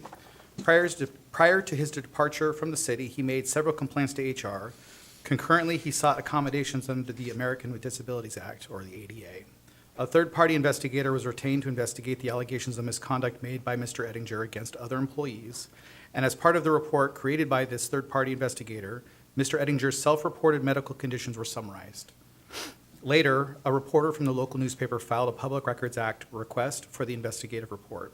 The report was provided to the reporter without redacting some of the self-reported medical conditions that Mr. Edinger had disclosed to HR when he was seeking ADA accommodations. Though the reporter never wrote a story on the subject, and the information was never published in any way, this unredacted disclosure could have violated the ADA.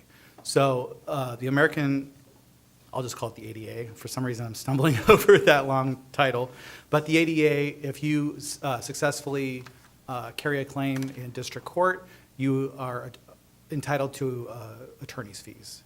So in this matter, we have evaluated that we do have exposure on this matter, and because of the expense of both our attorney's fees and the attorney's fees, should plaintiff prevail, it's a good business decision to settle this matter.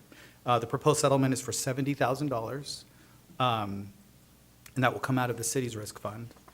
I know that, just so that the audience understands, council's already had a thorough discussion about this in executive session and was able to ask any questions of me, but because of the nature of litigation and that this is not resolved yet, we're probably not going to get into it too much in a public setting. So, That being said, council, do you have any questions of City Attorney Call? Council President Honda? I don't have a question. Oh, okay. All right. Council President Honda, do you have a motion? I move approval of the proposed settlement. Second. It's been a motion, a second. Is there any discussion? All those in favor? Aye. Opposed? Matter passed unanimously. All right, thank you. All right, we've got item 8, ordinances. This is a second reading and enactment for Council Bill 934, ordinance authorization to enact the 0.1%, one-tenth of 1% local sales tax and use tax for public safety and criminal justice purposes. All right, Brian, normally on second reading, we don't normally have presentations, but I've asked that we've had some questions and some emails and interactions with the public. So I've asked Brian Davis, our city administrator, to provide an update with regard to some of this information. Brian? Thank you, Mayor, members of council. Good to see you tonight. This is a follow-up to the last meeting.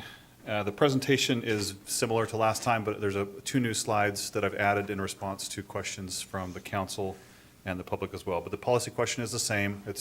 You've already taken action at the first reading, so this would be second reading on the policy question.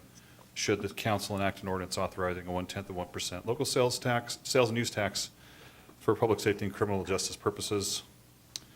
We talked about this last time, how the sales tax incomes or revenue stream is a source of revenue that has that we're in its cyclical nature, we're in sort of a trough, so to speak, when it comes to sales tax, and has not increased at the same pace that our criminal justice expenses are expected to increase over the next several years. This was referenced earlier in the evening as far as the gap that would be seen if we do nothing.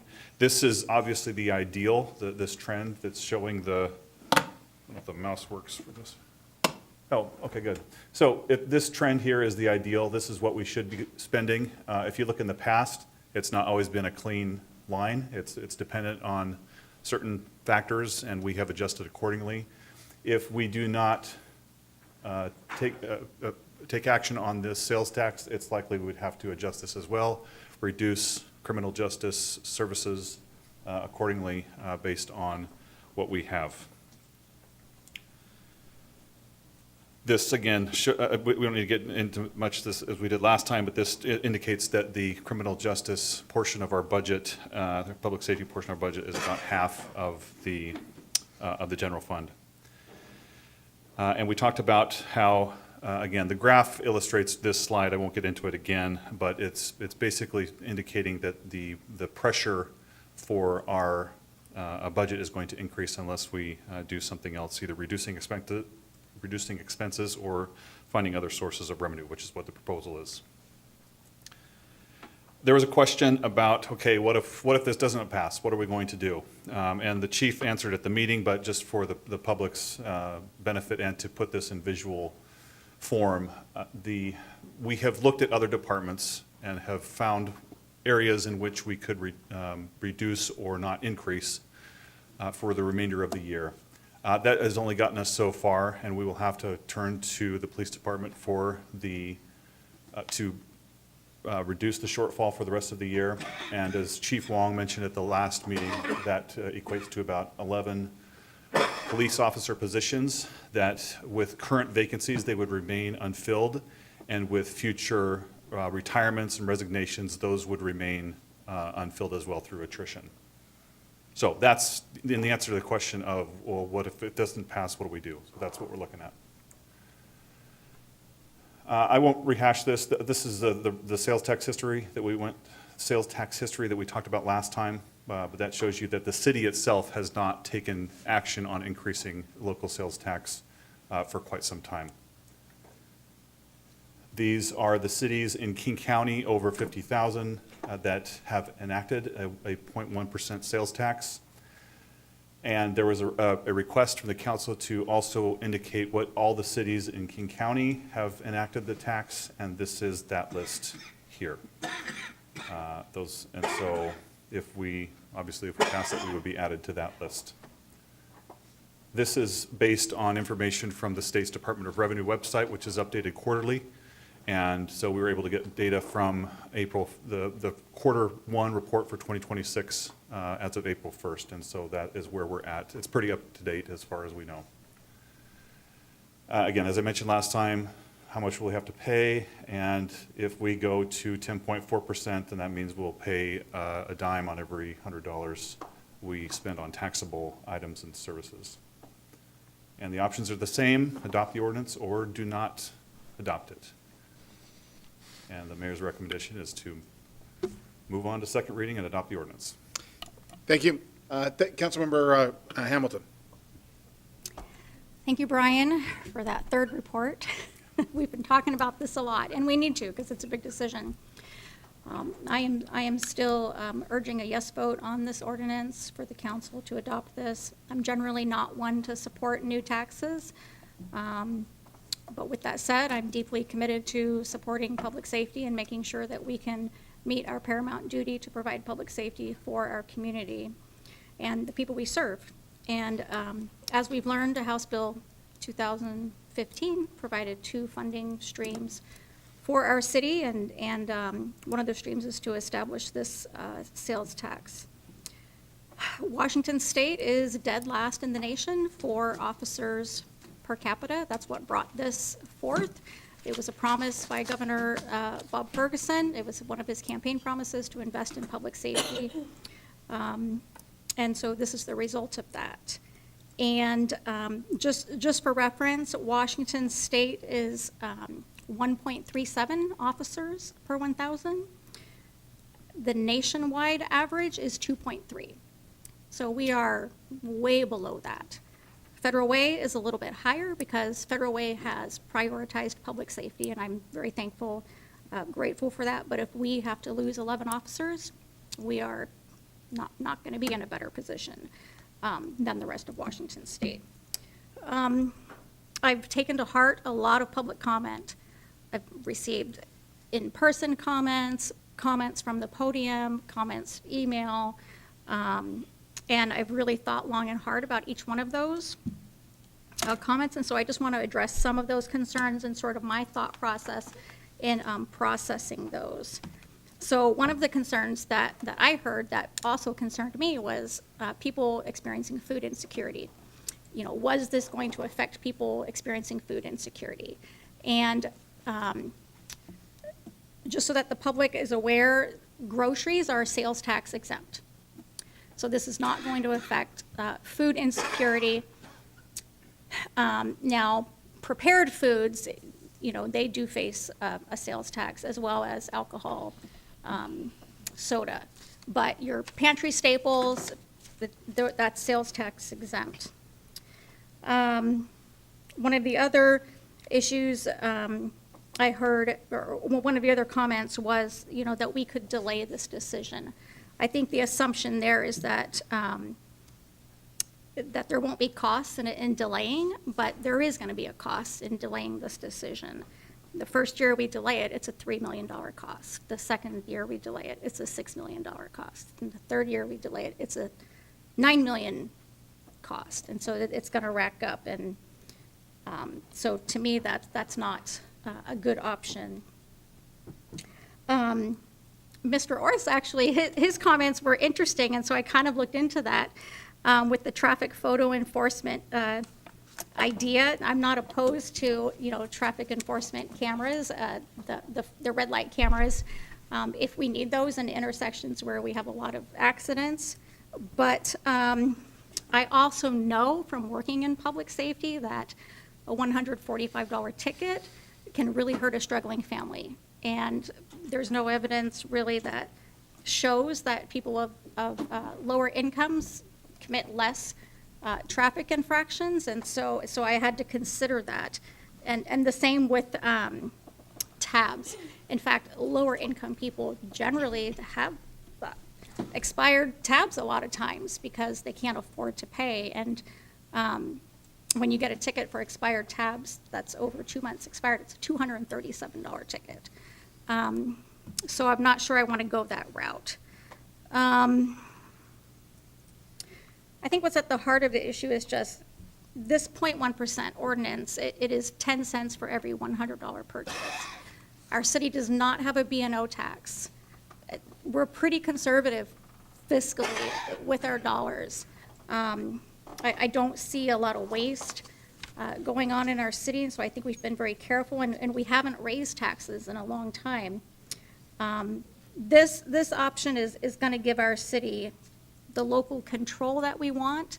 It's going to give us flexibility, and it's going to give us reliability. And it's a first step that I see just in continuing to prioritize public safety. It might not be the whole picture. We're still going to look at our budget, make cuts where we need to, make sure there's no waste. But I think it's very important to pass this. And I will be urging a yes vote, and I hope that the council continues to show strong support at this second reading as they did in the first reading. And with that, Mayor, I conclude my remarks. All right, thank you. Councilmember Stefa Dawson. Yeah, a very quick, simple question.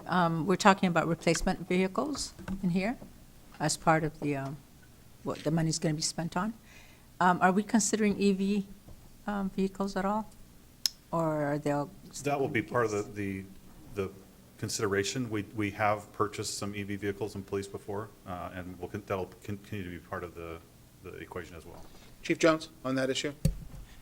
Yeah, the type of vehicles aren't specified as we move forward with this, but we do know that the EV cars aren't necessarily appropriate for patrol use. They're more, they're better for admin, detectives, that kind of thing. Plus, we don't have actual charging stations here yet. We actually, the two EVs we do have, we plug into the parking lot in the back here where we used to plug in the SWAT van and the bomb van, because there were some existing receptacles out there. They're not really made for EV charging. So it takes all day to do it, which is why they would be more appropriate for somebody who sits at a desk, not patrol. Okay, that was going to be my follow-up question around the charging stations, so. Okay, thank you. All right, Council President Honda? Thank you. So I have a few questions. So when we collect sales tax, the city only gets a percentage of the sales tax, correct? I mean, of the dollar. Of 1/10 of Yeah. 1%? We get the 1/10 of 1%? Well, that's what the increase is, but Yes. what is our normal share? Oh, where's? Steve I guess- Groom? Steve, what's the normal share of sales tax revenue? It's around 3.6%. I file it every month for my business. That's the local tax that the Department of Revenue reports, which includes county and special districts. The sales tax of the 10.2 that customers pay, our percent is 0.85. It's less than 1% that comes to the city. Okay. And that's $20 million in our budget. Okay, thank you. So when we talked about this last time, we also talked about a grant that we applied for that would allow us to hire police officers. Do we know anything more about that? Yeah, the police department applied for the grant. They sent us some more action items to work on before a final decision is made on that. That's from the State Criminal Justice Training Commission. So if we were to get the grant, which I'm certainly hoping we get the grant, with that grant, and then with this how many police officers would we anticipate hiring in addition to what we already have? We plan for 11 as we move forward with this project, but it remains to be seen of how we do with the retirements, attrition, that kind of thing. Over the course of how many years? There's not a time frame listed on that. Well, 11 would get us to fully staffed at 154, and then this is what I was referencing before, is, I'm going to be putting together a budget, putting all of it together, and that, we'll see where the money, where it all lines up on how many officers we'll be adding. So then are we short 11 officers right now? No, that was planning to get us up to the numbers that council authorized last year as part of the budget, and also estimate for attrition. So how many officers do we currently have then? We're at 151, I believe. Currently hired? Because we're at 150, we're talking about you're not expecting 8 vacancies in the next, or are you, in the next year? Probably not 8 this year, but in the past, 8 has happened, so we're trying to at least keep it in mind. Okay. So I was the no vote last time, and this is a struggle for me because I've always supported our police department, and but I am concerned about how this impacts families in Federal Way with not only this, but with the additional taxes that the state legislature has passed and what King County is working on. So I know when former finance director Ade Arreola, I can never pronounce his last name, was here, we had a meeting once where we discussed different types of funding, that additional funding that the city could have. And I believe there were 4 or 5 things that were on the list. And eventually, it might be a good idea to have that discussion again, because increasing sales tax is just one option. There were other things that we could potentially use. And to Councilmember Hamilton's discussion about Washington State and the lack of police officers here. My son is an officer in Iowa, and if he moved here, he would make a lot more money than what he makes in Iowa as a police officer, just moving here. Also, his living expenses would be quite a lot more. And I don't know that police officers don't want to work in Washington State because they're not compensated enough. I think it's the overall environment of the state of Washington and some of the laws and things that are that we have here in Federal Way. So I mean in Washington State, excuse me. So anyway, that's all I have to say. Thank you very much. All right, Councilmember Walsh? Yeah, I'm in my 5th year here on the council, and this is the most conflicted vote that I've faced in that time. And it's very difficult for me to agree to raise taxes at all. When we, 5 years ago, as that chart showed, the tax would have been 10%. Now with this, it'll bring it up to 10.4, and with the county's road tax, it'd be 10.5, so 0.5%. However, with that said, I don't think that I have a choice but to vote yes on it, and so my vote will be yes. I'm concerned that the state has put us in a position with the public defenders, and where that's going to have an impact on the budget. And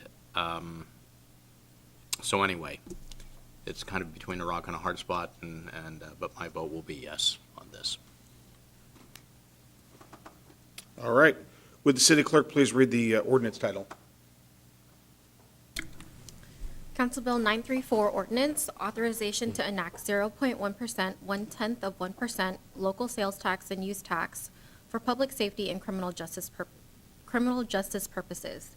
An ordinance of the City of Federal Way, Washington relating to the imposition of an additional sales and use tax of 1/10 of 1%, 0.1% for criminal justice purposes as authorized by RCW 82-14-345, and adding a new chapter 3.70 to the Federal Way Revised Code entitled Additional 0.1% sales or use tax for criminal justice purposes. All right. Councilmember Sessions, do you have a motion? I do. I move approval of the proposed ordinance. Second. There's been a motion and a second for discussion. I see Councilmember Martin Moore. Thank you so much, Mayor. You know, I think we're all students of history. We all like little tidbits, and Councilmember Walsh, I appreciated your comments on what you said, that this is hard. And it can be, that it's hard. And so you just reminded me that President Barack Obama had a little thing on his desk that said, little plaque, little thing, maybe the mayor knows more about this because I know he's into history quite a bit, but it said, hard things are hard. And there are things that we do in life that are just hard and they're difficult. And in this case, you know, when we're dealing with complex policies or budgets, you know, I'm reminded of that, and it's hard. And I think it's really, for me, I think this is an important vote.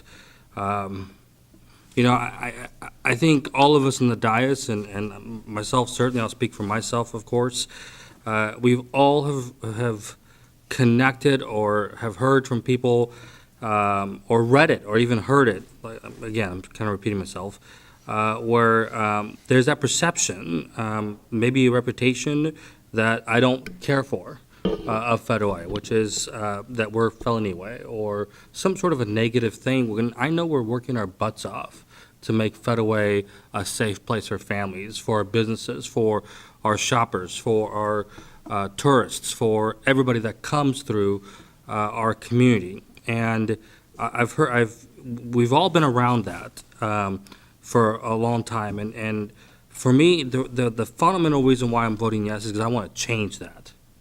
I want to continue to do everything I can to change that perception and reputation. And I think that's, for me, that's one of my jobs. And it is our duty, it is my duty, as I swore the oath, to keep our community safe. And that's what this vote represents. Look, I think we have so many incredible city employees that do a damn of a good job for our city, but our police officers are the front line in our community oftentimes. And they're the ones that are willing to sacrifice their life. They're the ones that are willing to jump into a situation that some of us won't even do it. And the reason why, again, I'm voting yes for this is to send a message to our officers that I support you. I support you. And the way to do that is to continue to ensure that they have a budget necessary that keeps the eye on the prize, which is keeping our community safe. And I get it that some people don't want to see that happen in our community. Well, guess what? We have to have a strong police department. We have to have a thriving community, and to do that, we have to make sure that everybody feels safe and comfortable. And so this vote represents the fact that our officers, when they're out there, they know that they have a city hall, policymakers that have their backs, that support them. And, you know, when we decrease the amount of officers, it plays a negative impact in the morality of our department. And so that's what this yes vote means for me personally. And I think I appreciate Councilmember Hamilton's research, due diligence, collaborations. I know the police department's also been working on this. The mayor's been working on this. But you said something that's very important, which is local control. My goodness, you know, we all have our opinions in the state of Washington, And like Council President Honda said, there are taxes that are coming everywhere, and that's hard. I get it. I'm a middle-class resident, and I understand the impact of when more of my money's going to be going somewhere else. But when it has to do with public service, when it has to do with our schools, I will do whatever it takes. Because when you have a safe community, when you have good schools, we are on our way of becoming a thriving community. And any time that we can control how we spend those dollars that come back to the city is really, really important. And I think another reason why I'm voting yes on this is there's a part of this that we can work on, and we're going to have a debate, collaboration, whatever you want to call it, on how do we spend the other portion of the dollars. And that's where I'm looking forward to. I hope that we can support our nonprofits. I've often said, and we've often heard, that the answers are within the community. There are a lot of organizations that are doing a damn of a good job to interrupt and disrupt the statistical challenges that our youth may get into. And that is just like, I know some of my colleagues may want to look at public defenders, and that is needs to be added to the table to discuss it, and I totally respect that and don't disagree with that. But we also need to be talking about how do we support our nonprofits that are part of the answers within this community and keeping our community safe and thriving for not just everybody, but for our kids. So those are some of those are my yes reasons. That's why I'm supporting and voting for this item on the agenda. I think it's incredibly important, and some things are hard, but this one I stand by, and I'm proud to be supporting this because I want to send the message to our officers that I've got their backs. Thank you. Thank you. Councilor Koshmar? Oh, thank you very much, Mayor. Well, where this state's primary mission is education, the primary mission of the city is public safety.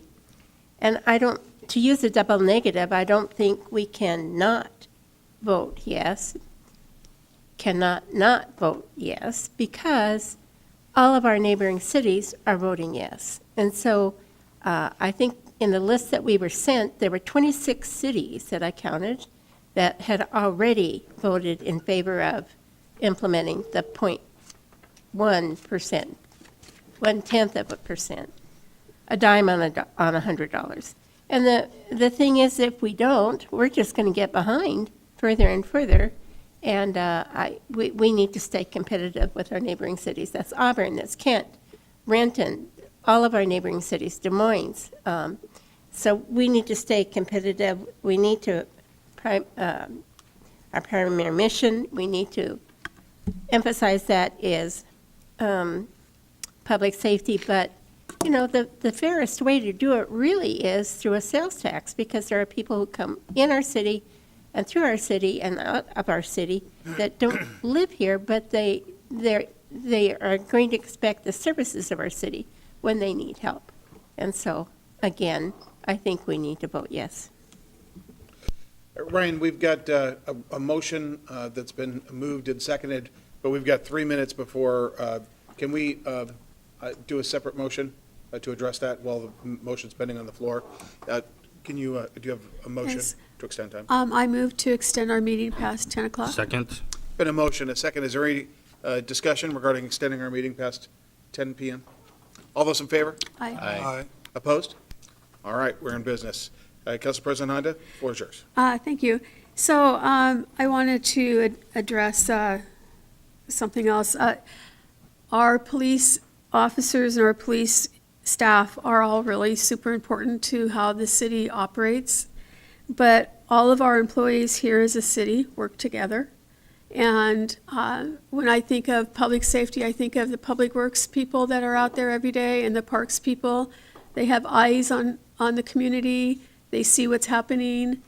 I consider them part of public safety for one reason or another, because they're out there every single day.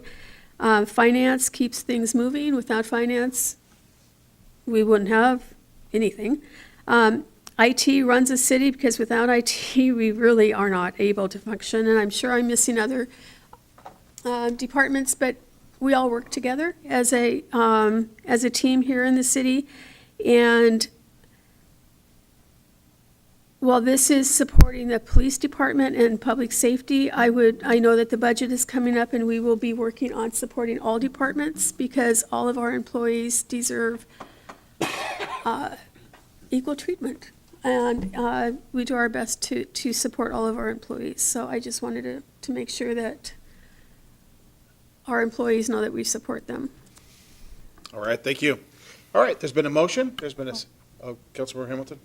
I just wanted to share that this is a very difficult vote for I think probably all of us up here, but especially Jack Walsh has talked about it, and for me too. It's a difficult vote for me too. But I did make a promise to this community that I would not let our police department be defunded, and I'm keeping that promise. I also want to just point out that our police department is pretty unique. We are nationally and state accredited, and there's only one, we're one of 3, I think, police departments in the whole state that has that status, and so we have a top-notch police department here in Federal Way. The risk in not being competitive is you can be tempted to hire officers that aren't great because you're just desperate to get people in, and we don't want that. We don't want that. That increases liability. We want to continue to be a top-notch public safety agency here in the state. So I thank my colleagues for their thoughtful discussion tonight, and I look forward to the vote. Councilmember Moore? Yeah, I think it's just breaking news that I appreciate what Councilmember Kochmar, Hamilton, and Walsh have said. I think it's a pretty special night when I can agree with them, because we have differences of opinion, but this issue, I think is really critical, and I absolutely agree with what you guys have said, and I appreciate your comments. And I just want to say that because the Federal Way Mayor is right here, right now. And we appreciate our paper. Okay, thank you. All right, everyone, we've had a motion, a second, a great discussion, and questions. As for the vote, all those in favor? Aye. Aye. Opposed? The matter passes unanimously. All right, thank you. We are on to council reports, item 9, and Councilmember Sapadowson. Yes, thank you, and thank you for a great meeting. I really thought this was going to be a short one, so. I just want to say thank you for the retreat we had on Saturday. I was very hesitant and reluctant to have it, to be a part of it, but it produced, I feel like we were very successful. It was impactful, meaningful, and it had results from that retreat. And so I just want to say thank you for engaging in it and being very intentional about how we navigated. And so I feel like I left here feeling very good, and so I'm glad we did it. Like we heard earlier, I think we shouldn't stop there. I think we should be intentional about having more of these, because I learned a lot about each other, because we don't have these opportunities where we could just sit and talk and still be a productive conversation. It's not just about how are you doing, but there was more to it, and there was depth, and I don't think we've ever had something like this. So thank you, and I look forward to seeing this more in the future, because you can't have communication just one time. It has to be an ongoing thing. So I don't know how frequently, even if it's once a quarter, twice a year, I don't know, but I think we should really intentionally have these before we end up with surprises.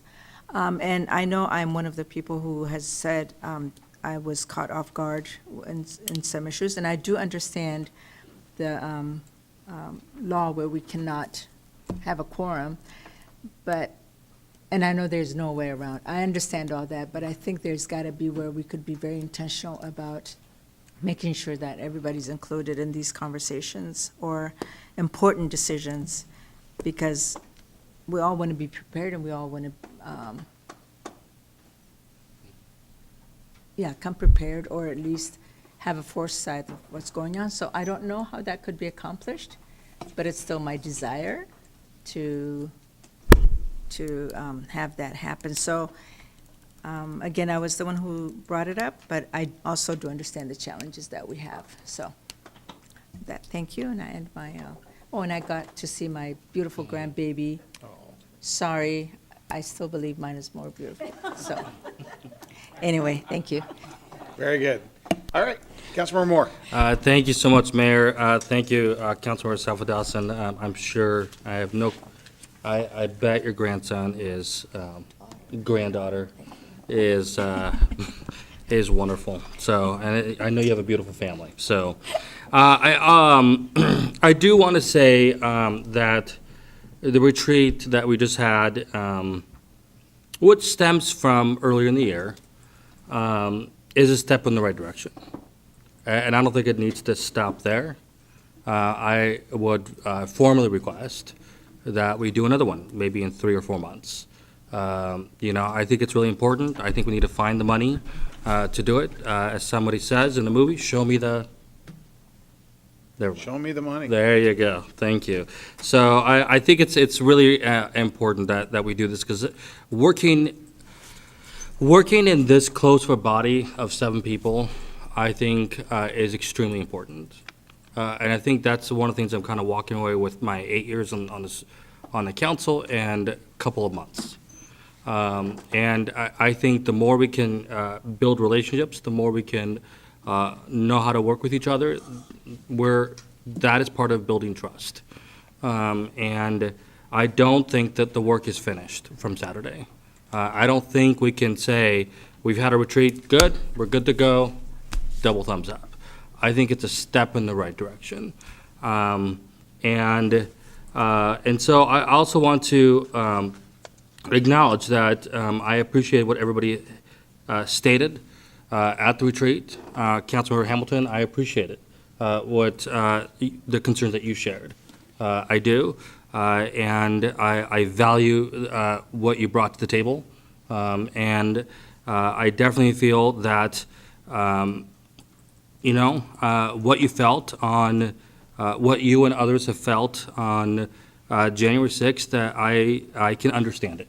I may see it a little bit differently, but I want you to know that I hear you, and I accept what you're saying, because I think it's really important that everybody feels validated, like you indicated, that everybody knows that they're being respected and heard, and I want you to know that. And so I think a lot of good things happened at the retreat. And I really do think that we are on the way to continue to move forward as a one city council, as a unified council. We all have differences of opinion, and we all have different methods of getting there. But I think everything starts with level of respect, trust, and knowing that you're being heard. And that's what I want to take a moment during my council report to acknowledge that. And to also let my colleagues know that, again, as I've stated, I'm not perfect. I'm not a perfect human being. I think my wife will tell you all my flaws. I think my mom can tell you all my flaws. But I strive to do what's right. And I think I felt it, that was really important, that I take the time to acknowledge, again, your comments, and so moving on, I'll had the chance to attend a Build to Lead nonprofit event that happened. Boy, it's amazing when you're trying to log into your iPad. All of a sudden, you can't remember the number, but I got it. And for those that don't know what Build to Lead is, their vision is to uplift collective voices, increase social capital and economic mobility for the sustainability for our BIPOC communities. So Build to Lead works to empower, engage, and educate young people in partnership with their families and communities so they can interact with and advocate to change the systems that historically limit them. And so they had their event called Melanin and Medicine, which exposes youth, young adults to the BIPOC healthcare professional field, and I thought that was really, really cool. And what I saw was pretty phenomenal. It was my first time attending that event. I look forward to volunteering and being a part of that event next year. And it's really cool to see all the partners that have come together for that. I've always, I'm going to continue saying this, that the answers are within our community, and we need to look at everything from all angles to do what we can to make our community safe, not just from the law enforcement side, but from also and working in partnerships with our organizations, nonprofits here in Federal Way, and businesses, quite frankly. So that's that. I know that our retreat, I'm going to go back to talking about the retreat. It was held one day before Easter, and so I got to spend my Easter holiday with our colleagues. And I wanted to also thank my colleague to the left for putting Easter eggs all over my council office, so I went on a Easter egg hunt in my office. So thank you for being so thoughtful in doing that. I wanted to also acknowledge that, because that was just fun. And so with that, I will end my report and give it back to you, Mayor. Thank you. All right, thank you. Councilmember Hamilton. Well, thank you, Mayor. I'm just going to speak from the heart tonight. The retreat was great. It was exactly what we needed. I think one thing that we learned at that retreat was that trust was broken all around. I think everybody, had something to say, and we were able to do some much-needed mending and trust building, and it was needed. And one of my favorite American phrases is "Don't give up the ship," and I'm not willing to give up the ship. We need to work together, fight together for this city, for the residents that we serve. I know that people in our community might still have hurt feelings, but this council, I think, is ready to move on, and we're going to move forward and do the work that we were elected to do. So I'm glad you enjoyed the Easter egg hunt. I had fun doing that. And thank you for your words tonight. I do appreciate that, and that brings healing to me, knowing that you acknowledge that. Couple of just reportable items of my activities from the last couple weeks. I attended the Korean Quarterly meeting that we hold here in the council chambers. Former Mayor Mike Park hosts that, and that was great. To connect with our Korean community, participated in the diaper drive that Cheryl Colhurst puts on and works, and I think the mayor already reported on that, so I won't say much about that, but it was a huge success. Participated in Coffee with a Cop. I think it was one of the best ones yet. It was a full house at Ebony and Ivory, and got to reconnect with a lot of people I hadn't seen in a while, and so that was fun. The Chamber Luncheon, Mayor reported on that. I had a great time there. And just our council retreat. And that is my activities for the last couple weeks. Thank you. Great, thank you. Councilmember Walsh. Yeah, I agree with my other colleagues that the retreat was very, very beneficial and helpful, and their feelings about it. I agree wholeheartedly, and I think that we're a better council now because of it, and we do need to move forward, as Martin said, and as Harold Booker said earlier. I mean, it's just some steps, and we need to keep on climbing, and I think that we will keep on climbing, and continuing to improve communication, increase trust, and to continually increase our relationship. I look forward to the next years together, and I appreciate all of you. The events that Councilmember Hamilton mentioned, I mean, those events, really show how we live in a wonderful community.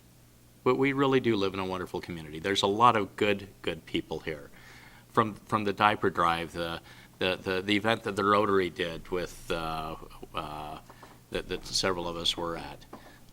The coffee with a cop, all those different things. I mean, there's a lot of people in the community that are just great people, and I appreciate being part of this community and being part of this council here, and I appreciate each of you here on the dais with me.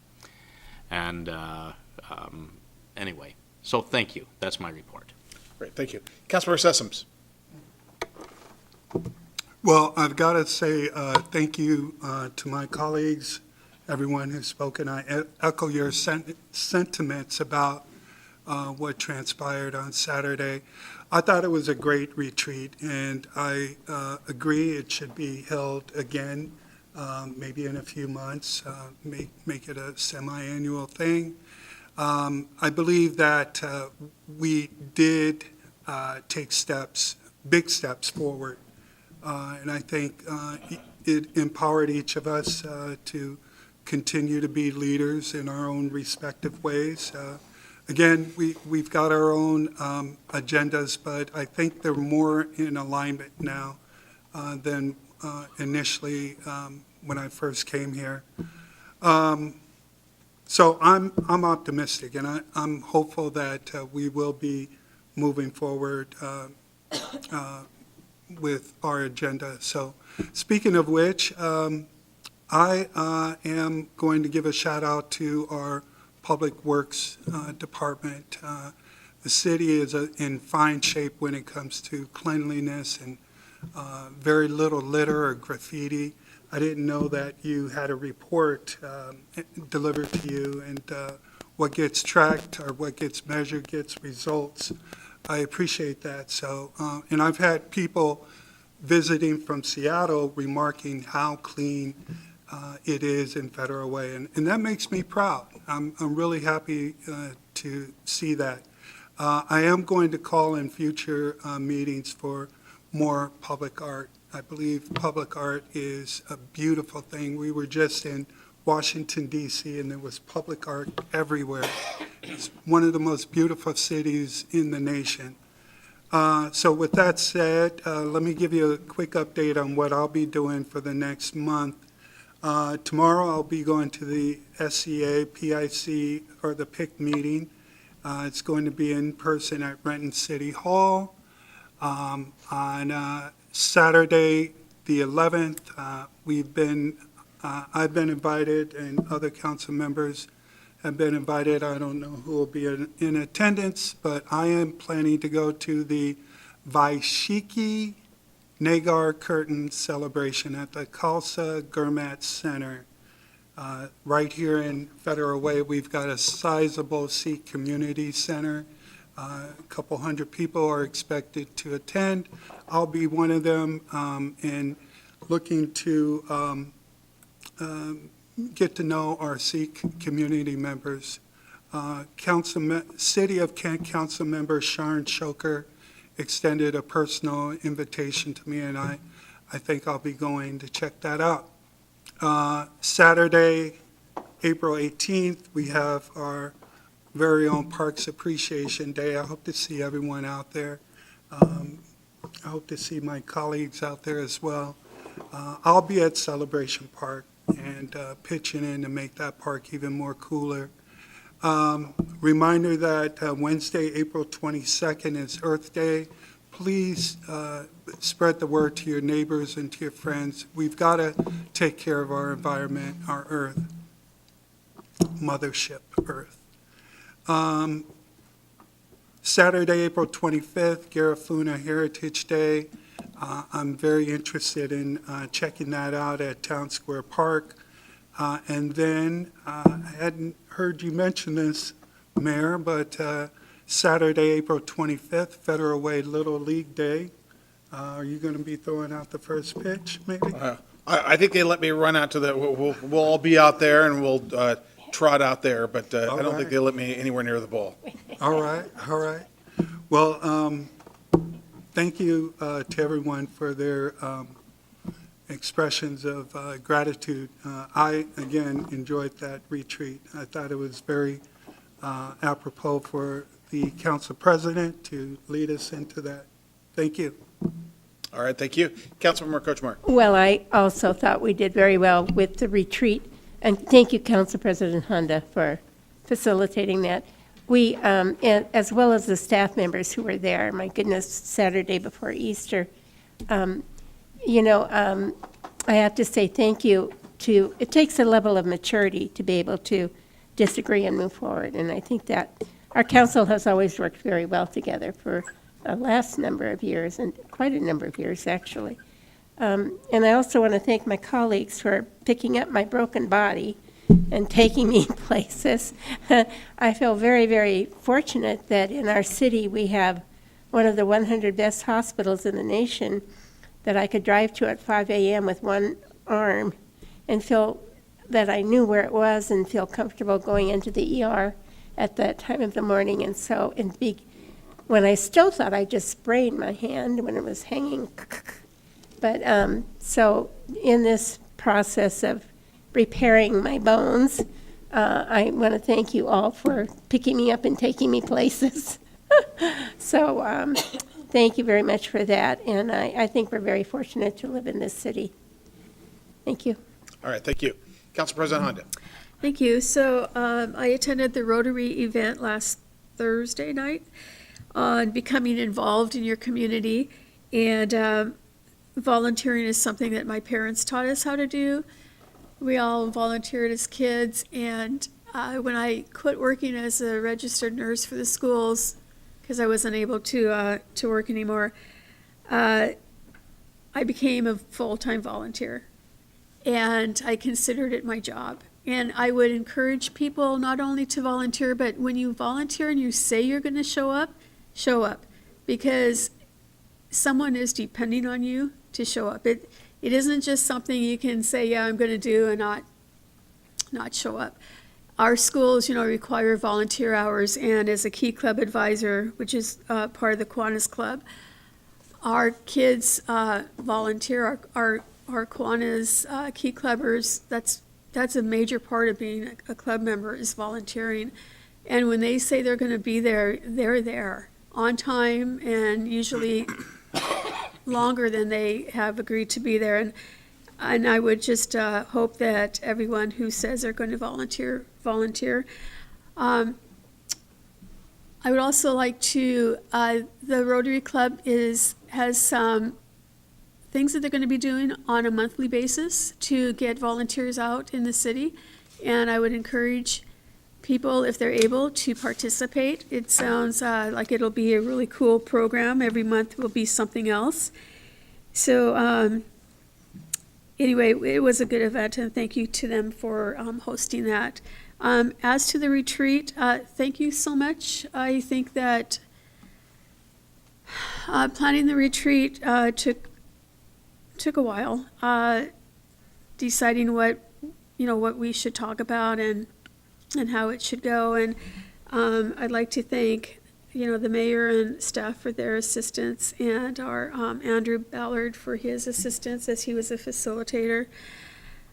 What I learned at the Council Leaders Exchange in Ellensburg was not all councils in this state have retreats, which to me is stunning, because we have always had retreats here as a council, and I don't know how you can work as a council without having a retreat, at least one retreat a year.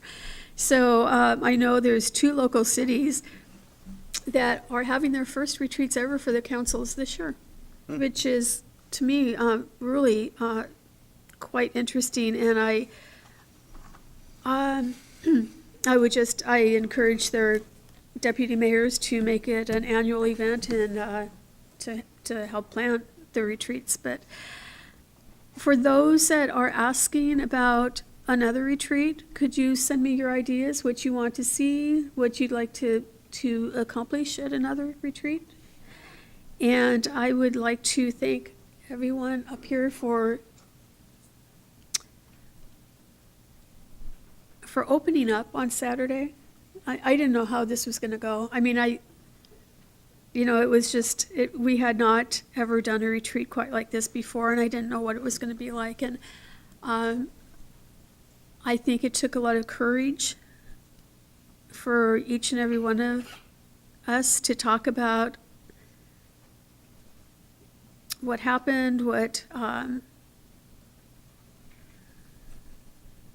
going on, how we can work together.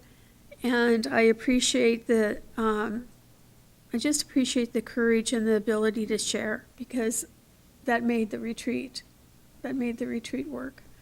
And I know that the work isn't done, but I do know that coming out of that retreat, I believe that this council is stronger, and the work that we need to do, that we were elected to do, we will definitely do, and we'll do it as a team and continue working together. So thank you very much. All right, great job, everyone. Thanks to the staff, thanks to the public, thanks to my colleagues up here. Great work. We are adjourned.